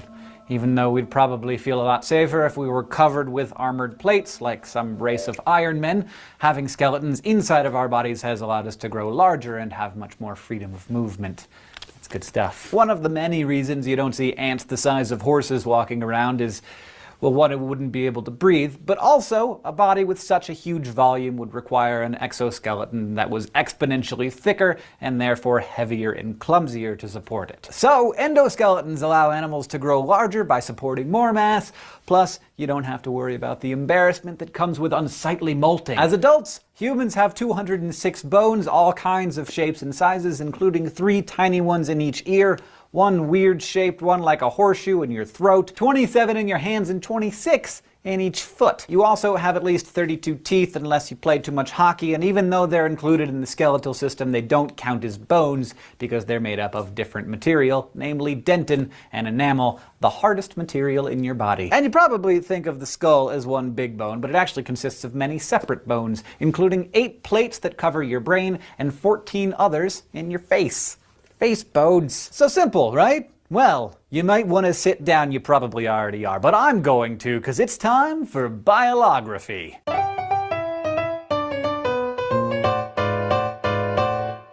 Now you'd think that we'd have nailed down the basics of the human skeleton a long time ago, because our teeth and our bones are the biggest and hardest parts of our bodies, and after we leave this mortal coil, they're what stick around the longest. It's not like they're super hard to find and study. Surely all of those ancient physicians who basically invented medical science would have inventoried all of our bones pretty soon after they figured out that we had bones, right? If the answer was yes, do you think I'd be sitting here? Most of what we know about the human skeletal system is thanks to Andries van Vessel, who was born in what's now Belgium in 1513. And in those days, if you were like a kung fu master of science, you pretty much got your own Latin name, so today he's known as Andreas Vesalius. Vesalius came from a long line of physicians to kings and emperors, and while studying in Paris, he began dorking around in cemeteries and became interested in what's now known as osteology, the study of bones. Perhaps Vesalius' greatest contribution was showing the world that everything we thought we knew about osteology was wrong. See, back in those days, if you wanted to become a doctor, you didn't study bodies or see patients, you read stuff written by ancient Romans whose work was considered indisputable. Because, you know, those guys had long beards and they wore robes. But in his research, Vesalius discovered that Roman texts about the skeletons, especially the teachings of the philosopher Dr. Galen, were way, way off. See, Roman law prohibited the dissection of human bodies, so none of those guys ever actually studied human innards. Instead, they dissected apes and pigs and donkeys and used that to make assumptions about the human body. And so for 15 centuries, young doctors were taught those assumptions. But Vesalius revolutionized osteology and all of medicine by introducing a new practice, every pre-med student's favorite, human dissection. He instructed students by dismembering corpses in front of them and cataloging their parts, giving students the first opportunity ever to directly observe the inside of a human body. These new methods drew a lot of attention, particularly from a local judge who began donating bodies of the criminals that he executed to Vesalius. Suddenly, the dude was up to his codpiece in pig thieves and murderers, and by the time he was 28, he'd done enough research that he published De Humani Corporis Fabrica on the Fabric of the Human Body, a 7-volume text on human anatomy, including the first comprehensive description ever made of the human skeleton. Its beautifully detailed illustrations are thought to have been created in the studio of the Renaissance artist Titian, featuring pictures of flayed corpses positioned in symbolic poses, and many of the volumes, some of which still exist today, are bound in human skin. So the takeaway. That is true. Just a quick little pause here. I know this is very weird, but I got to see a copy of that in the London Museum on my honeymoon, and it was really creepy, but also very, very cool. Anyway, here we go. Takeaway here is that even though bones are big and hard, the science behind them is far from obvious. Even though we tend to think of our bones as rigid and fixed, your skeleton is as dynamic as any other of your organ systems. It's built from scratch with ingredients in your blood. It's grown according to glands in your head, and probably coolest of all, it's constantly breaking itself down and rebuilding itself over and over again for as long as you live. Litter robot.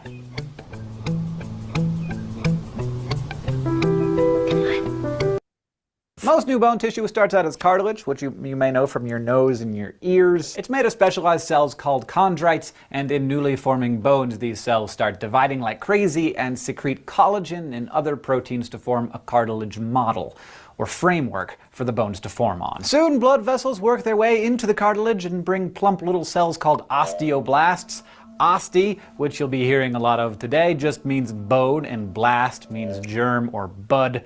The bone building that they do is called, fittingly, ossification. First, they secrete this gelatinous goo that's a combination of collagen and a polysaccharide that acts kind of like an organic glue. Then, they start absorbing a bunch of minerals and salts from the blood and all the capillaries around them. And unsurprisingly, they're especially absorbing calcium and phosphate. And they begin depositing those minerals onto the matrix. With the help of enzymes secreted by the osteoblasts, these chemicals bond to form calcium phosphate, which crystallizes to make your bone matrix.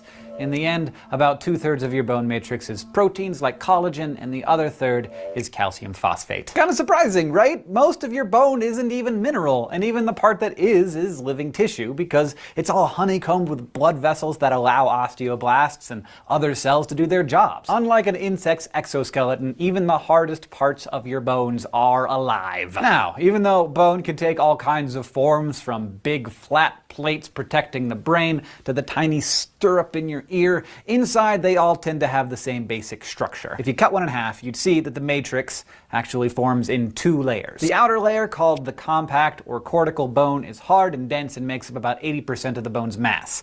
In the middle, the spongy or trabecular bone is softer, more porous, and contains the marrow and fatty tissues in larger bones. The marrow, of course, makes not only new red blood cells, but almost all of your different blood cells by a process called hematopoiesis. I'd need like about a week of your time in a Greek dictionary to explain how it does this, but suffice it to say that evolution has wisely chosen the innards of our largest bones to house the blood stem cells that together can produce 1 trillion blood cells in you every day. That's 10 to the frickin' 12th. On the outside, the larger bones of your body have a similar structure.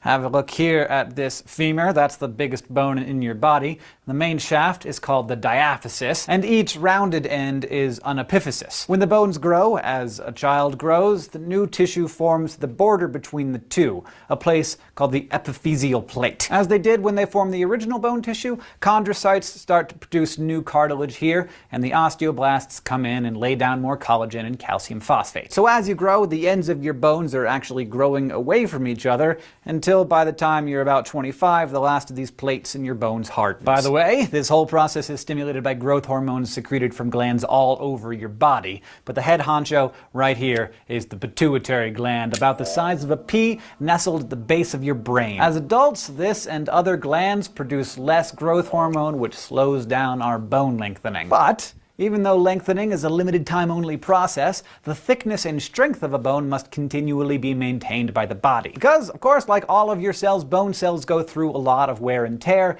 and need to be able to adjust to changing conditions. So over the course of each year of your adult life, about 10% of your skeleton is completely broken down and then rebuilt from scratch in a process called bone remodeling. Here, the main players are the osteoblasts, again, and another kind of cell that's kind of their complete opposite, the osteoclasts, or or bone breakers. You'd think maybe that the cells that form bone tissue and the ones that destroy it would be in some kind of constant battle in your body, but during remodeling, they work closely together and actually communicate nicely. It's like they're basically frenemies. Remodeling begins when osteoclasts are sent by way of hormone signals through the capillaries to the sites of microscopic fractures in the bone matrix. Once they're in place, they secrete an acidic cocktail of hydrogen ions to dissolve the calcium phosphate into calcium ions, phosphate, and water, and other material that they carry back to nearby capillaries. Then they secrete enzymes that specialize in digesting collagen. This whole process is called resorption, and when the old bone tissue has been cleaned up, the osteoclasts send out a hormone shout out to the osteoblasts,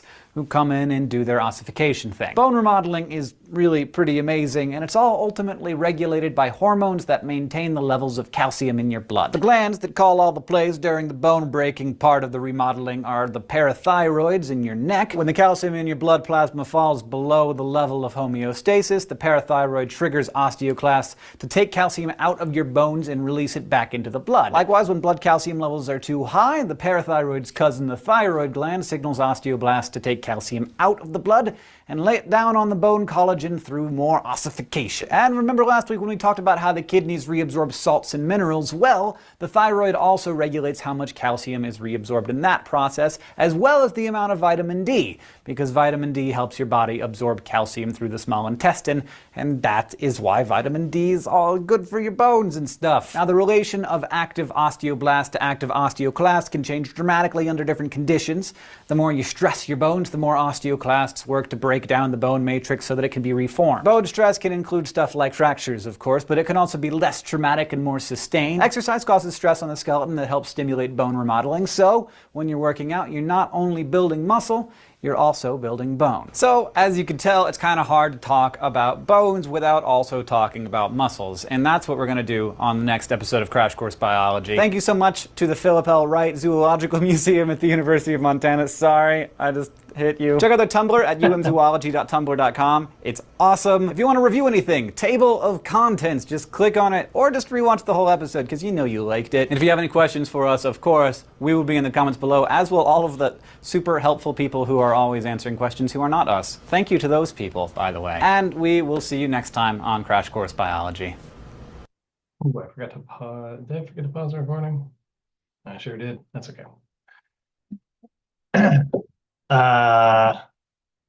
The Skeletal Museum. Oh, I just sent that to you directly. Whoops, hold on. I don't know that one in particular, at least not directly, but I will have to check that out if it is local. All right, let's get into bones. So yeah, the skeletal system here. Obviously, like I said, it's a framework, that protects your body. There's a couple different things. One of the cool things he mentioned that we're actually not mentioning today, but he's talking about like when he's going through the thyroid and how it can tell your body to take, if there's too little calcium in your blood at any given time, it will actually take the calcium from your bones and use that. The reason why is because calcium is actually the chemical that's used for muscular contraction. That sounds very surprising if it's the first time you've ever heard it. I will explain more tomorrow.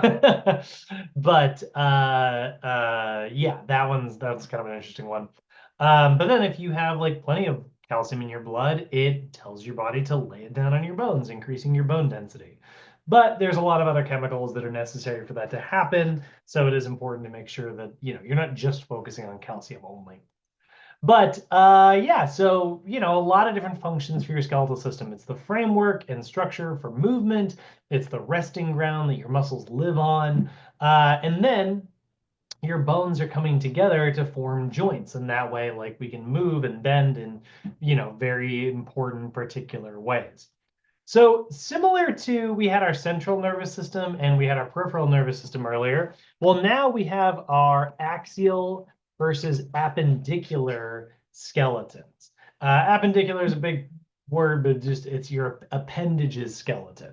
It's your arms and legs. So if you look at your axial skeleton, its job is to protect all of the most important stuff in your body. right? So we look here, you can see in blue, we've got our axial skeleton. Our skull encloses our entire brain because it's really important to make sure that your brain doesn't get poked by stuff. Then the rest of your central nervous system, right? That spinal column is also encased in bone. So you've got all of your individual vertebrae. So the most delicate and important part of your body is entirely surrounded and encased in bone. Good Lord. Then your appendicular skeleton, which is this red pink section here, that's your appendages. So you have right here, this is your clavicle and your scapula. That holds on your entire arm. Fun fact for you, by the way, this point right here, where your clavicle, your collarbone meets your sternum, that is the only bone-on-bone contact that you have. A little bit right there. That is the only bone-on-bone contact that holds your entire arm onto your body. There's actually no bone-on-bone contact holding any of that scapula onto you. It's all soft tissue. Kind of creepy. Then you've got down here your pelvic bone attached to your legs. So this is the appendicular section of your skeleton. So what is a bone, right? If we kind of give it a definition that we can work with, obviously there's a lot to it, but bones, from our perspective at least, act as levers for the muscular system to manipulate.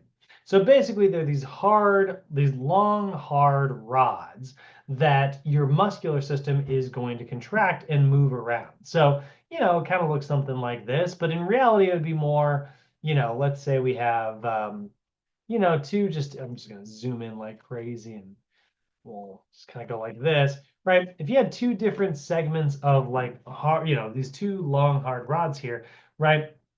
You'd be able to manipulate them by swinging about this little gap between the two. And that's basically how your skeletal system is operating. It's a bunch of little individual bones coming together to form joints, and the joints are where you actually are able to manipulate and move things around. So in terms of like human movement, we consider that to be a lever, which is to say that it's a long, hard, individual like rod that can be manipulated around an axis, which is the pivot point in the middle, right? So by providing long levers for the muscles to attach to, your bones can be manipulated to create movement. There's a different crash course video that I'll show in a different class that goes through, and he's like, I'm so glad you guys are not 5 years old, because then we would have to sing that stupid song, the foot bone's connected to the leg bone, like you have one leg bone. And if that were true, movement would be way harder. But luckily you've got, I think 28 bones? 28 bones in your foot, all creating movement. How many bones in foot? I need to know this. 26. Fun fact about me, I broke 22 of them when I was a kid. I liquidized my foot when I was 5. So, so your bones are constantly undergoing, they're constantly undergoing a process that we call bone remodeling. This is super relevant to everyone in this room.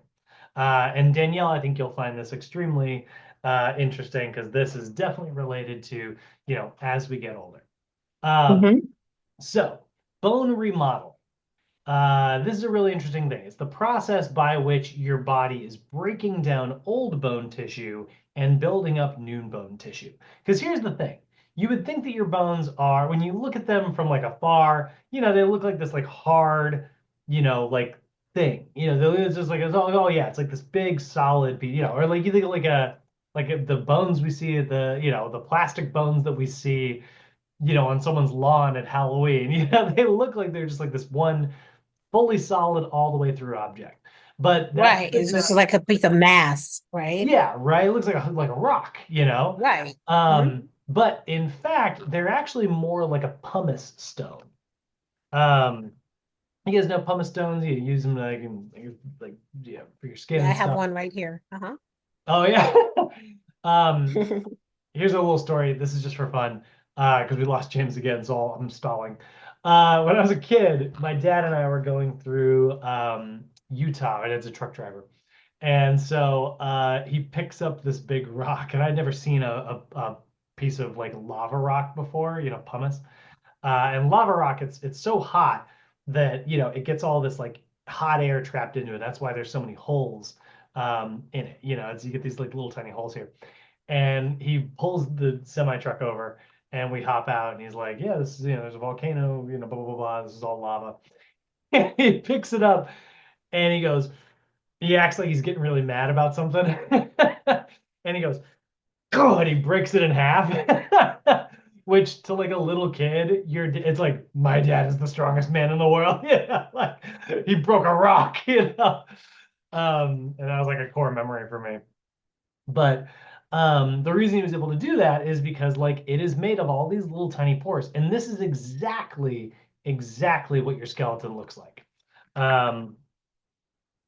Look up a picture of oh, that's skeletal muscle tissue. That's hilarious, Google. That is not what I'm looking for. Bone tissue. When you look at your bones, they look like this. You can see it's kind of a honeycomb of these individual, like, oh, that's super pixelated. Let me find a better picture. There we go. These individual little tiny holes, and based on how much whole versus bone there is, that gives you a certain level of bone density. And what we want is a lot of bone density, right? We want there to be very little holes. Because if you look at, this is pretty healthy bone tissue here. But let's take a look at healthy versus osteoporosis. Osteo from the word meaning bone, porosis to mean more porous, more holy. And so you can actually see much thinner little, big gaps here in the bone tissue. And so like that is what we're talking about. We talk about somebody who has osteoporosis. We mean somebody who has very holy bones, right? There's a lot of space. Now that's going to be much more brittle compared to like a bone that's much denser. And so what we want to do is we want to create density. Well, okay, but this is all just like hard tissue, right? This is all just like calcium deposits, right? So how do we trigger growth in something that is essentially like a rock, Like how are we going to do that? In muscle, it makes a lot of sense, right? It's like, yeah, the lactic acid sits on your muscle, the acid eats away the muscle, your body goes, oh man, I guess I need more muscle. And so it builds up more, grows a new muscle cell. Actually, no, it doesn't. It just makes the muscle cells bigger, but we'll get into that later. Well, in your bones, it's actually pretty much the same thing. Your body sees damaged or compromised bone tissue. So fun fact, if you were to take like a heavy dumbbell, you're at home right now, you have a dumbbell nearby and you picked it up and you went like this, right? Now, you think about it, like there's a lot of weight over here and it's stretched out all the way from here. And the only thing that's like holding my whole arm up is this little deltoid muscle that runs from here to here. And so it's holding on to this and all of the rest of my bone is just like bending under gravity. Did you guys ever do this when you were a kid? You ever take like pen? Yeah, I used to do this when I was like in school. I'd work and like I'd take a pencil and like just kind of bend it as much as I could and like be really careful about it. Ooh, did you hear that little crack? And I would do it enough until eventually. Do you ever do that with pencils and you curve them? Number two. I used to always think this was super fun. Not these where they were actually meant to be bendy, but like, oh man, I can't believe I can't find a picture of somebody doing this. But it's just like I would like flex them and goof around with them, and all my not all of them, but like they'd have like a little curve in them, and it was just like a weird thing that I would do in class. But I would, this pencil is made of wood fibers, right? And so when you can see it can bend just a little bit, right? It's got a little flex in it there. But if I bend any more than that, it'll probably break. But when I was doing it, I even felt and heard, you guys heard it a little bit. It's like a couple of those little wood fibers broke, right? So when you hold a dumbbell out like that, your bones break. I know it sounds kind of crazy, but it does. Like every time you work out, you're not just tearing down your muscle, you're tearing down your bones, you're breaking them, and they're experiencing impact. We lost James for a minute. I wish you were here right now. He does martial arts, right? When you're being very explosive and you're doing like martial arts, it creates impact on your bones. And so that causes little microscopic fractures. Now, I'm not saying this is going to create like a fracture in my hand and, create damage or anything like that on a level that I'm going to notice. But it is going to create like, I hit this hand here. I might have, created little microscopic fractures in my palm here. Hit my knuckles here. I might have created little microscopic fractures along the knuckle of my hand there, right? Those little microscopic fractures are going to get noticed by my immune system. And it's going to say, oh, wow, we've got little fractures in our honeycomb here. And so what it's actually going to do is it's going to use two little cells. One of them are your osteoclasts that break down old bone tissue. We'll get these into the actual, we'll talk more about this in later classes. You'll notice I actually didn't put those in the notes today. This class is a little bit more about human movement. So this is actually a really good example, just quick little pause, of how the notes sometimes filter the PowerPoints. We will use this PowerPoint again in later classes, but the notes will be slightly different. This class is more about movement. It's not so much about this biology that I'm talking about right now, but it's good perspective for you guys to have. So osteoclasts break down compromised or damaged or just old bone tissue. So anytime you have like a little microscopic fracture, let's say we'll do a little drawing here. Let's say you got some bone tissue. It looks like this, and it's got like a little microscopic fracture. Let's say this is a piece of a honeycomb here, and so it's got some damage in it, right? Well, what your body's going to do is going to take these little cells, these little osteoclasts, and they're going to come along and they're going to kind of shave this down. Right, and they're gonna say, okay, let's get rid of some of that imperfection, have something a little bit better to work with. And then what's gonna happen is your osteoblasts are gonna come along afterwards. And osteoblasts, by the way, that's a little, think osteoclast, think clash. That's how you break down your bones, right? Osteoblasts, it comes to the word meaning, like the same word that gives us blastula, which is like a germ or a seed that grows something. So osteoblasts, they come along afterwards, and they're going to kind of fix that bone tissue. They're going to say, okay, well, let's lay down some new bone tissue, right? And so they're going to kind of fill in that gap. Now you'll notice I made this way too big is what you're going to notice, and this is taking me too long. Come on, let's go. You'll notice that like I'm kind of filling in this gap a little bit thicker. I definitely am, not exactly painting within the lines very well here, but I'm actually doing that kind of on purpose because you'll notice this section of the bone is now a little bit thicker than it was before, which means it's a little bit more damage resistant. So a couple years ago, right before I came into work, actually, and so I used to work out before I would go to Sochi in person. And this is a very heroic story. I want you guys to know this right now. I was a straight up hero. Not really, but I'm working out. I'm by myself, headphones in, and I'm looking over at this older guy. He's probably in his 60s. He's not terribly old, but he is pretty unstable. And he's doing step-ups to balance, if I remember right, which is like, he's doing the like fully like on a full-sized bench, which those benches are pretty high for an older guy. And I was like, man, that's a high bench for him. But I'm like, I'm just working out. I'm not working. Just trying to I'm not trying to pay too much attention. But he is so unstable. Like he's just like wobbling like crazy. I'm like, that guy is gonna fall. And I'm like resting between sets, and sure enough, corner of my eye, I'm like, there he goes. And he starts to like kind of tumble over. And I like hopped in and like kind of helped the guy. And I like, lost my balance. He lost his balance. And we both kind of went to the floor. He was like, thanks. And I was like, you all right? He's like, yeah, I'm fine. Moments over, guy didn't get hurt. I stand up, I tripped over his leg or a dumbbell or something. I don't know.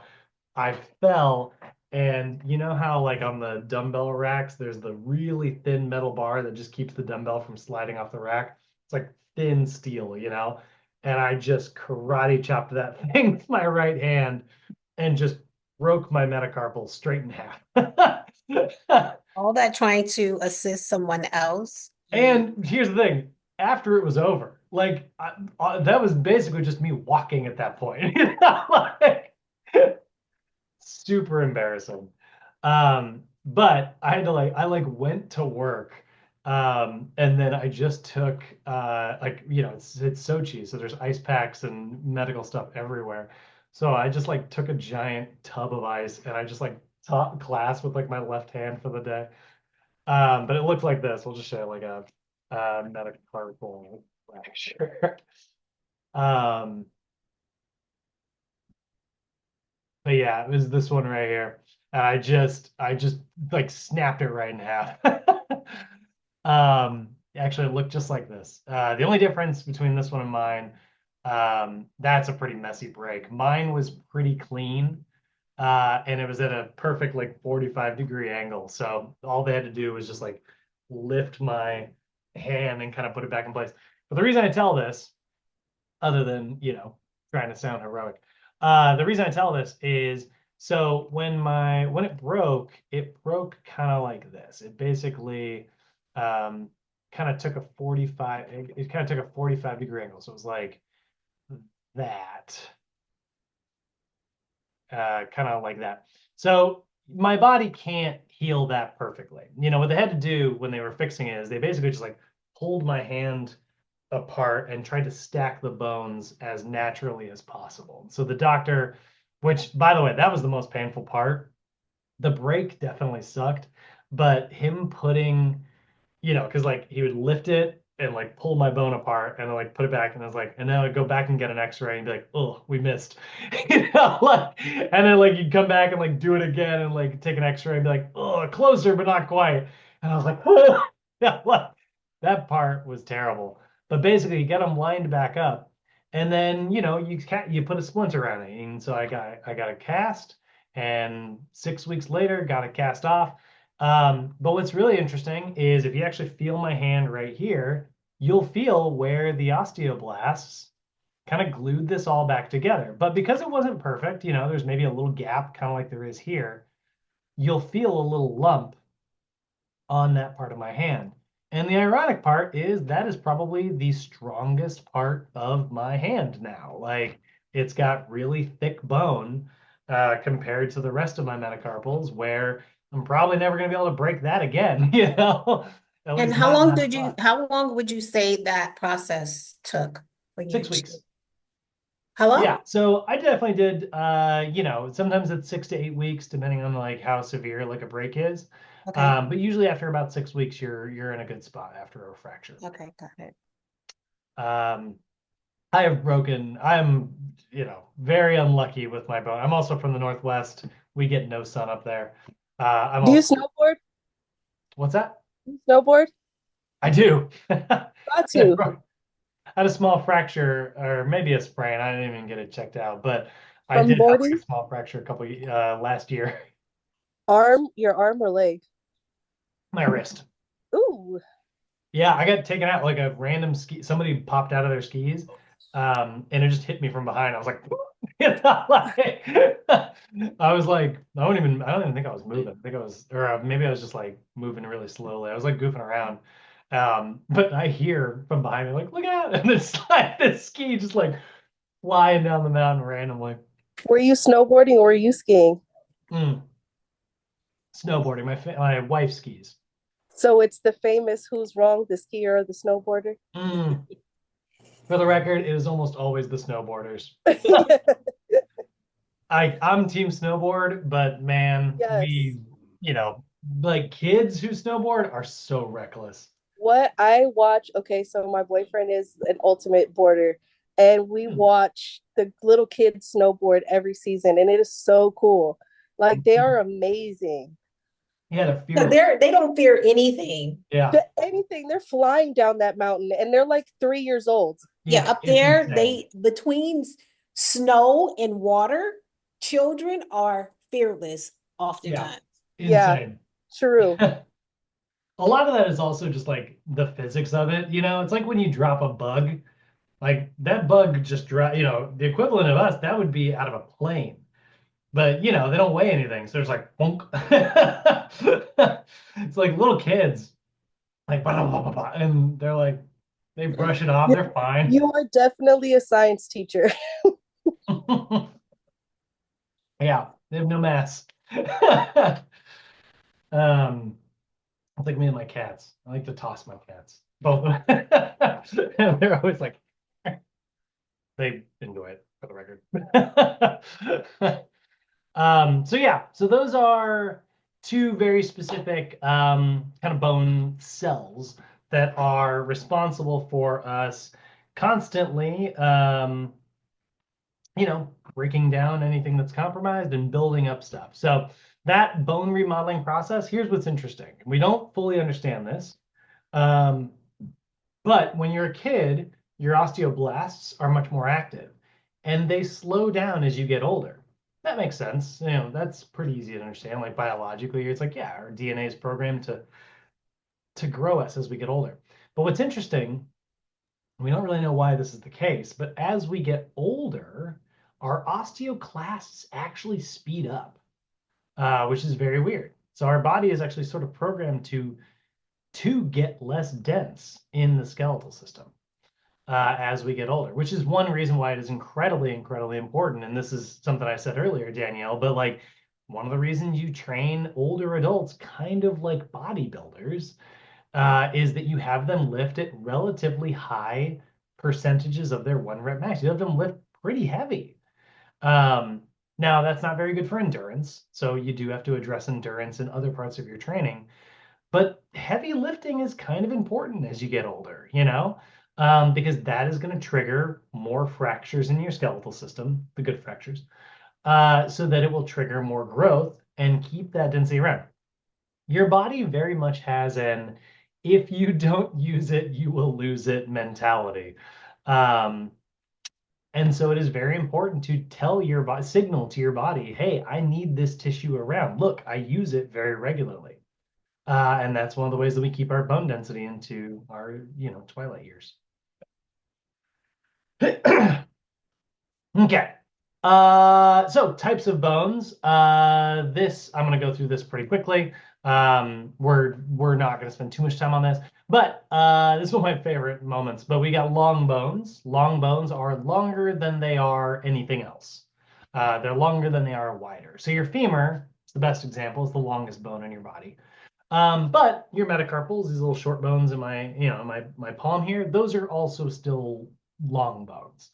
They're nothing in terms of length compared to my femur, but they are longer than they are wide. So we call them long bones. Short bones are pretty similar in length and width. So you can sometimes hear these called cube bones or cuboid bones.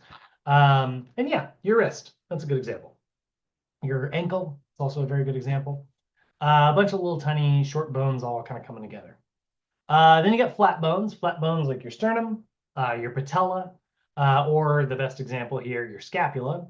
Very thin, very protective. Your entire skull is made up of 7 little flat, thin, protective bones. And then all the scientists ran out of names, and so they just called the rest of them irregular bones. But irregular bones are like your spinal column. They all have a very unique shape and function, even though they're all similar to each other. They're all ever so slightly different. Especially you look at like your atlas and your axis vertebrae up here in the back of your skull. Those are really, really unique. We'll talk about those also in later classes. But now in terms of bone markings, and also not quite relevant to us yet, so I'm going to move through this relatively quickly. It'll be relevant in other classes, but you've got different bone markings. You've got depressions, which are a little dense in your bones. Those little dents give your muscles somewhere to get a good grip onto. Fossas and sulcuses are really good examples of that. And then you've also got processes, which is sort of the opposite of a depression. They're a projection from a bone. They're a lump on a bone to give you a good grip. You ever go rock climbing? It's a really good example of like, uh, those little rock climbing wall thingies. I don't know what they're called. They're, certain ones give you a little bit better grip than others, but then again, like sometimes your angle changes when you're climbing. And so based on an angle, that thing that was really unhelpful here is super helpful when you're coming at a sort of a 45. So that's actually pretty similar to like why we have so many different shapes, dents, and projections on our bones. That's super fun. Um, so condyles, epicondyles, tubercles, trochanters, all of those are examples of like projections or processes on our bones. And then in your vertebra, like I said, they're all sort of unique to each other, but they're all pretty similar as well. You've got 7 cervical vertebrae, that's your neck, 12 thoracic vertebrae, that's your upper back, 5 lumbar vertebrae, that is your low back. This is usually where most of the problems take place, which makes sense. All of this is pushing down. It's the bottom of the dog pile here. And then also, but it's also stuck between a rock and a hard place. Not a lot of this moves very much, and there's a lot of movement in the pelvis below it. So, most of the time we have a lot of trouble. We have trouble in the spine. It's usually the lumbar vertebrae. And then you get your sacrum, which is technically 5 individual bones, at least when you're a baby, but they all fuse together and become one strong little triangle that holds your 2 pelvic bones together. And then you get your coccyx, which is the remainder of our tails, which we don't really have anymore, but is still there. So yeah, that's kind of a brief rundown of like your bones and their shapes. Now, the part that is important to us today, the stuff that's a little bit more relevant, is talking about our joints. Now, I'm not going to make you guys memorize all of the individual like joint categories. NASM doesn't do that. Sometimes you'll get a question about it so this is also something that sparks a much longer conversation, but you guys have like, you're getting 3 certifications for the NASM stuff, your main CPT, corrective exercise, and nutrition. In the corrective exam, they might ask you about like what type of joint a specific thing is. So when we study for that course, we'll probably go more over into it. But for the regular NASM, they don't get into those types of specifics. They've got way too much content to cover to ask something like that. But I will say, in terms of understanding joints, it is pretty helpful to understand your major categories. So 2 major categories you have. You've got non-synovial joints, and you have synovial joints. So synovial means movement, like full range of motion, right? And non-synovial, there's actually 2 categories there. There's like semi-movable, but then there's like not movable, right? Like I said, like your sacrum, it's technically individual bones. They are all used out the wazoo. So they are very much one bone. Your skull, though, is what we call, each of the sutures of your skull, we call those fibrous joints. So fibrous joints they're joints, they're 2 different bones coming together, but they do not move. So the best example is definitely your skull. You can see here, this is not supposed to move a lot, we want the things that need to be the most protected, to be the most stable. And while we love synovial joints, right? We're a big fan of synovial joints because they give us this big range of movement. Here's a general rule of thumb. With increased mobility, range of movement, comes decreased stability. The reason we hear about so many like shoulder dislocations compared to like, well, what about like couldn't you also have like a knee dislocation? Sure, you could. Heck, I could dislocate my fingers. I could dislocate a lot of bones. I could dislocate a rib, but you don't hear about those as often because they're less common. This is the most mobile joint in the body. So it's pretty easy to dislocate. So increased mobility comes decreased stability. One more reason why developing stability is so gosh darn important. So non-synovial joints are articulations, or where two bones come together, that don't have a joint cavity. There's not empty space, there's not a cavity of space between those two things. Or they have just a little bit of space and like a lot of cartilage and tissue in there, filling that space. So a good example of that is a semi-movable joint like your vertebrae. So your skull, fully non-movable, but your vertebrae, a little bit movable. Now that sounds kind of surprising when I say that the first time. I remember when I learned this and being like, that can't be right. Your spine moves so much, right? Yeah, it does actually. This looks like a pretty good, range of movement when you put it all together. But it's kind of like those little snake toys, like the little wooden, little things like these little guys. Um, that's a piece of wood that was cut in a certain way. It actually doesn't move a lot between each individual segment, but when you put all the segments together, it looks like a lot of movement. That's your vertebrae.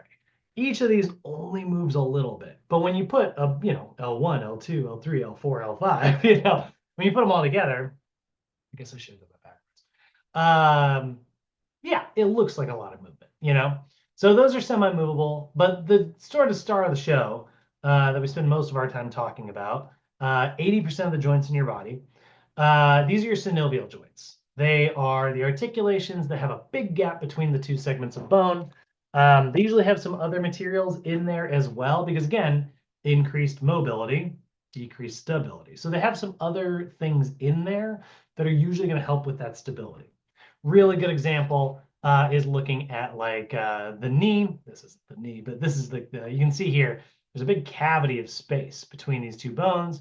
There's a capsule that holds synovial fluid in there. Synovial fluid is this kind of egg white looking material that acts like grease. It's there to reduce friction, because we do not want your joints to heat up because they're experiencing a bunch of friction. That's going to wear down your bone tissue at a rate that your osteons cannot keep up with. Osteons, by the way, is what osteoclast and osteoblast. I realized I didn't use that word earlier. So the two of them are osteons. So those two cells, they wouldn't be able to keep up if you're grinding your bones down. So we want that gap, and we want something to be in that gap to reduce friction. That's synovial fluid. It's kind of like, it's basically like grease on a hinge. There's usually some cartilage on the ends of the bones, again, reducing friction. But there also might be some other materials in there as well. So like if you look at your knee, you're going to have like a meniscus. This serves a couple different purposes. But your meniscus is it's kind of like cartilage, but it is shaped specifically to deepen the little hole here so that this little condyle doesn't just like randomly ride. Speaking of snowboarding, it's going to make sure you don't fall out of the half pipe. I've definitely torn both meniscus in both knees. I tore my meniscus in both my knees. Oh, ouch. I love it. What kind of tears were they? Were they bucket handle tears? Ooh, I wish I could tell you. Wish I knew. Yeah. Which is cool, is I actually can probably still find my MRI tape and bring it. It's a CD. It's pretty If cool. you got it, bring it in. That's fun. We'll look at it. Yeah, those are cool to look at. Yeah. So yeah, and you can be very healthy, come back from a meniscus tear, but sometimes they have to in really extreme cases, they'll do knee replacements, when they have to, but yeah. So sometimes in certain synovial joints, you'll see specialized materials, but what you're going to see that synovial joints really need, that's very, very important, is they are going to be surrounded by lots and lots of ligaments. So we talked about tendons earlier, right? Tendons attach muscles to bones. Ligaments are going to attach bones to other bones. So, let's say this is the knee joint here. We'll put a patella there.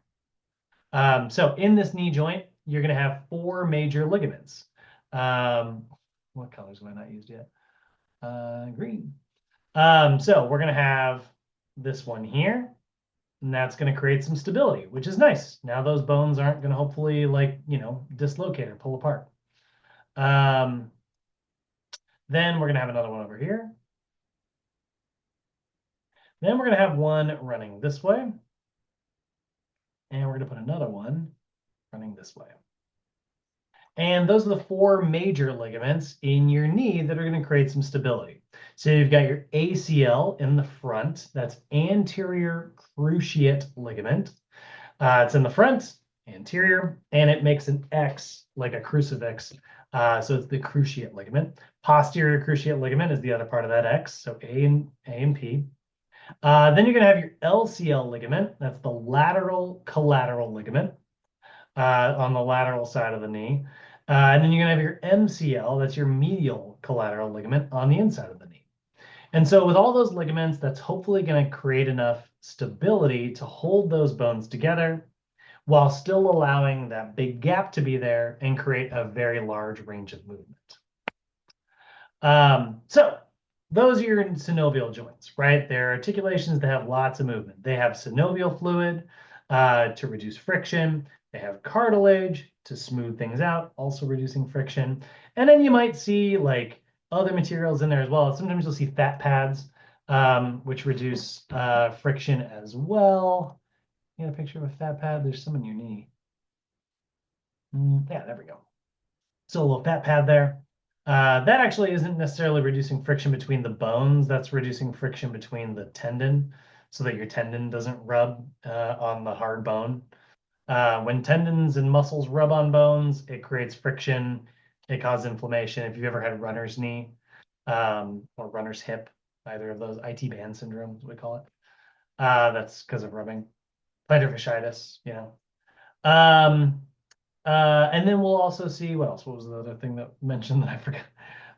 Fat pads. Oh, bursa. And then you'll have bursa in there as well, which are little like fluid-filled sacs. There's a lot of bursa in your shoulder.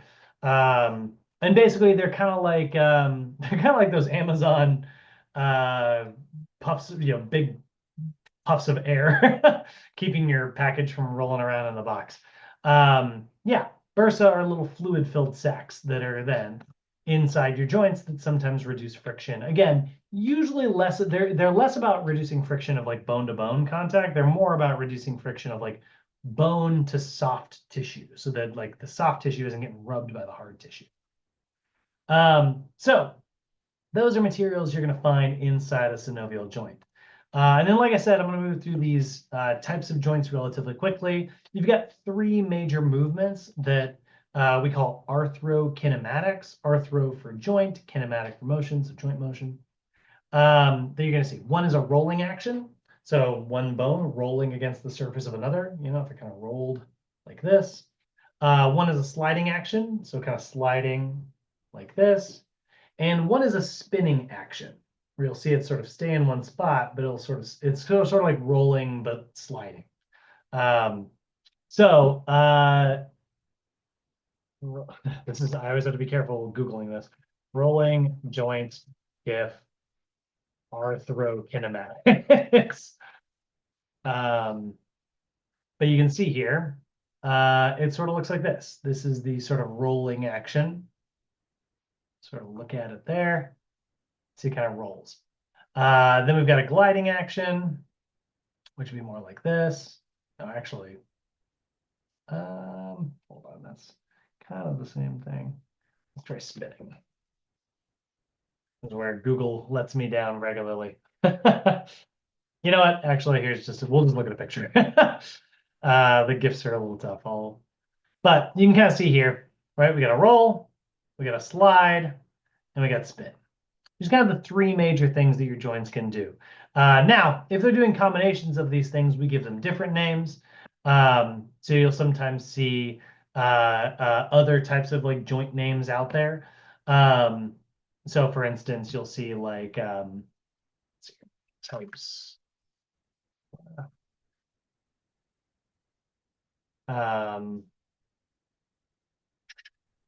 So you'll see some kind of interesting shapes.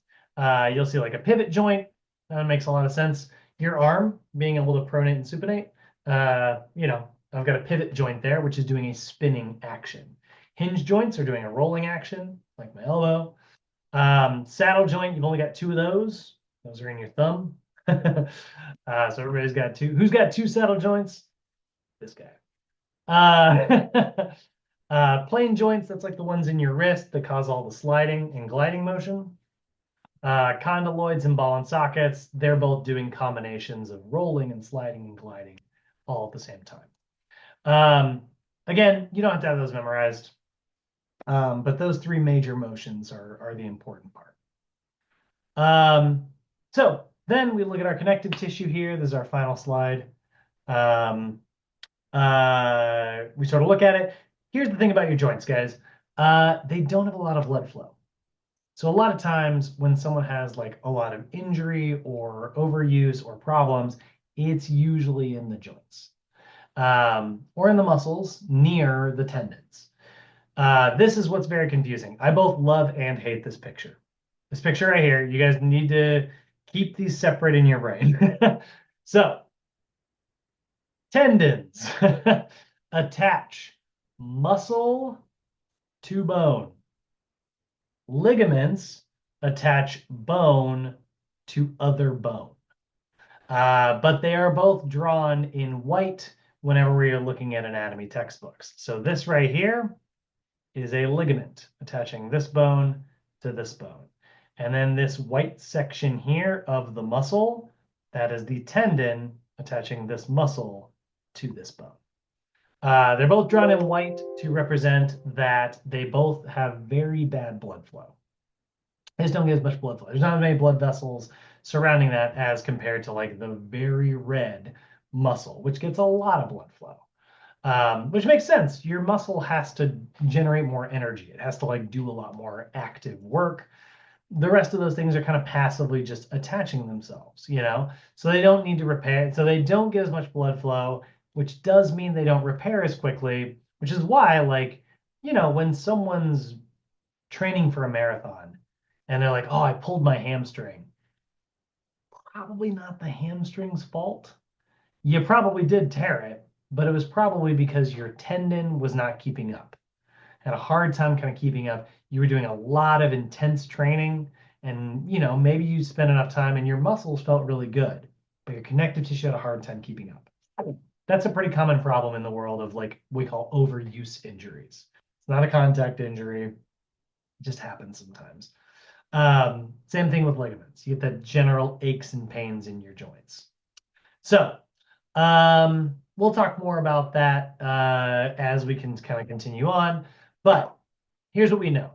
Weight-bearing exercise, the type of exercise that particularly works against gravity, is best for bone density. Running, lifting weights, calisthenics, anything that's actively using gravity as a resistance is very good for your bone tissue. Now, that's not to say that like swimming and cycling are bad for you. I love swimming. I love cycling. I love resistance bands. Resistance bands are really good too. And we don't understand why, but we have observed it.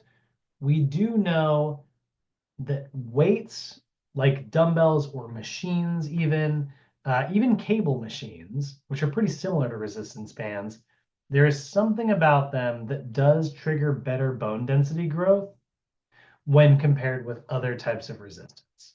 Now, again, does that mean I'll never use a resistance band with my clients because it's not as good? No, of course not. Resistance bands are great for other things. But if I have an older client, an older adult that I'm trying to really maintain bone density, whenever I'm writing their programs, I'm probably going to put a little bit more emphasis on weights in particular, things that are weight bearing. I like ellipticals. I think they're fine. I think recumbent bikes are a good way to do cardio. But if I can, I'm going to try to get my client on a treadmill going for a walk instead, because there is just something, we don't really fully understand this, but we have observed it, that is better when it is gravity instead of friction as a resistance. So, guys, that is the end of your first day. How you feeling? I'm excited for this class. Good. Love that. So am I. I'll Awesome. piggyback you, Sam, on that one. Great. Oh, let me kill the recording really quick. Hold on.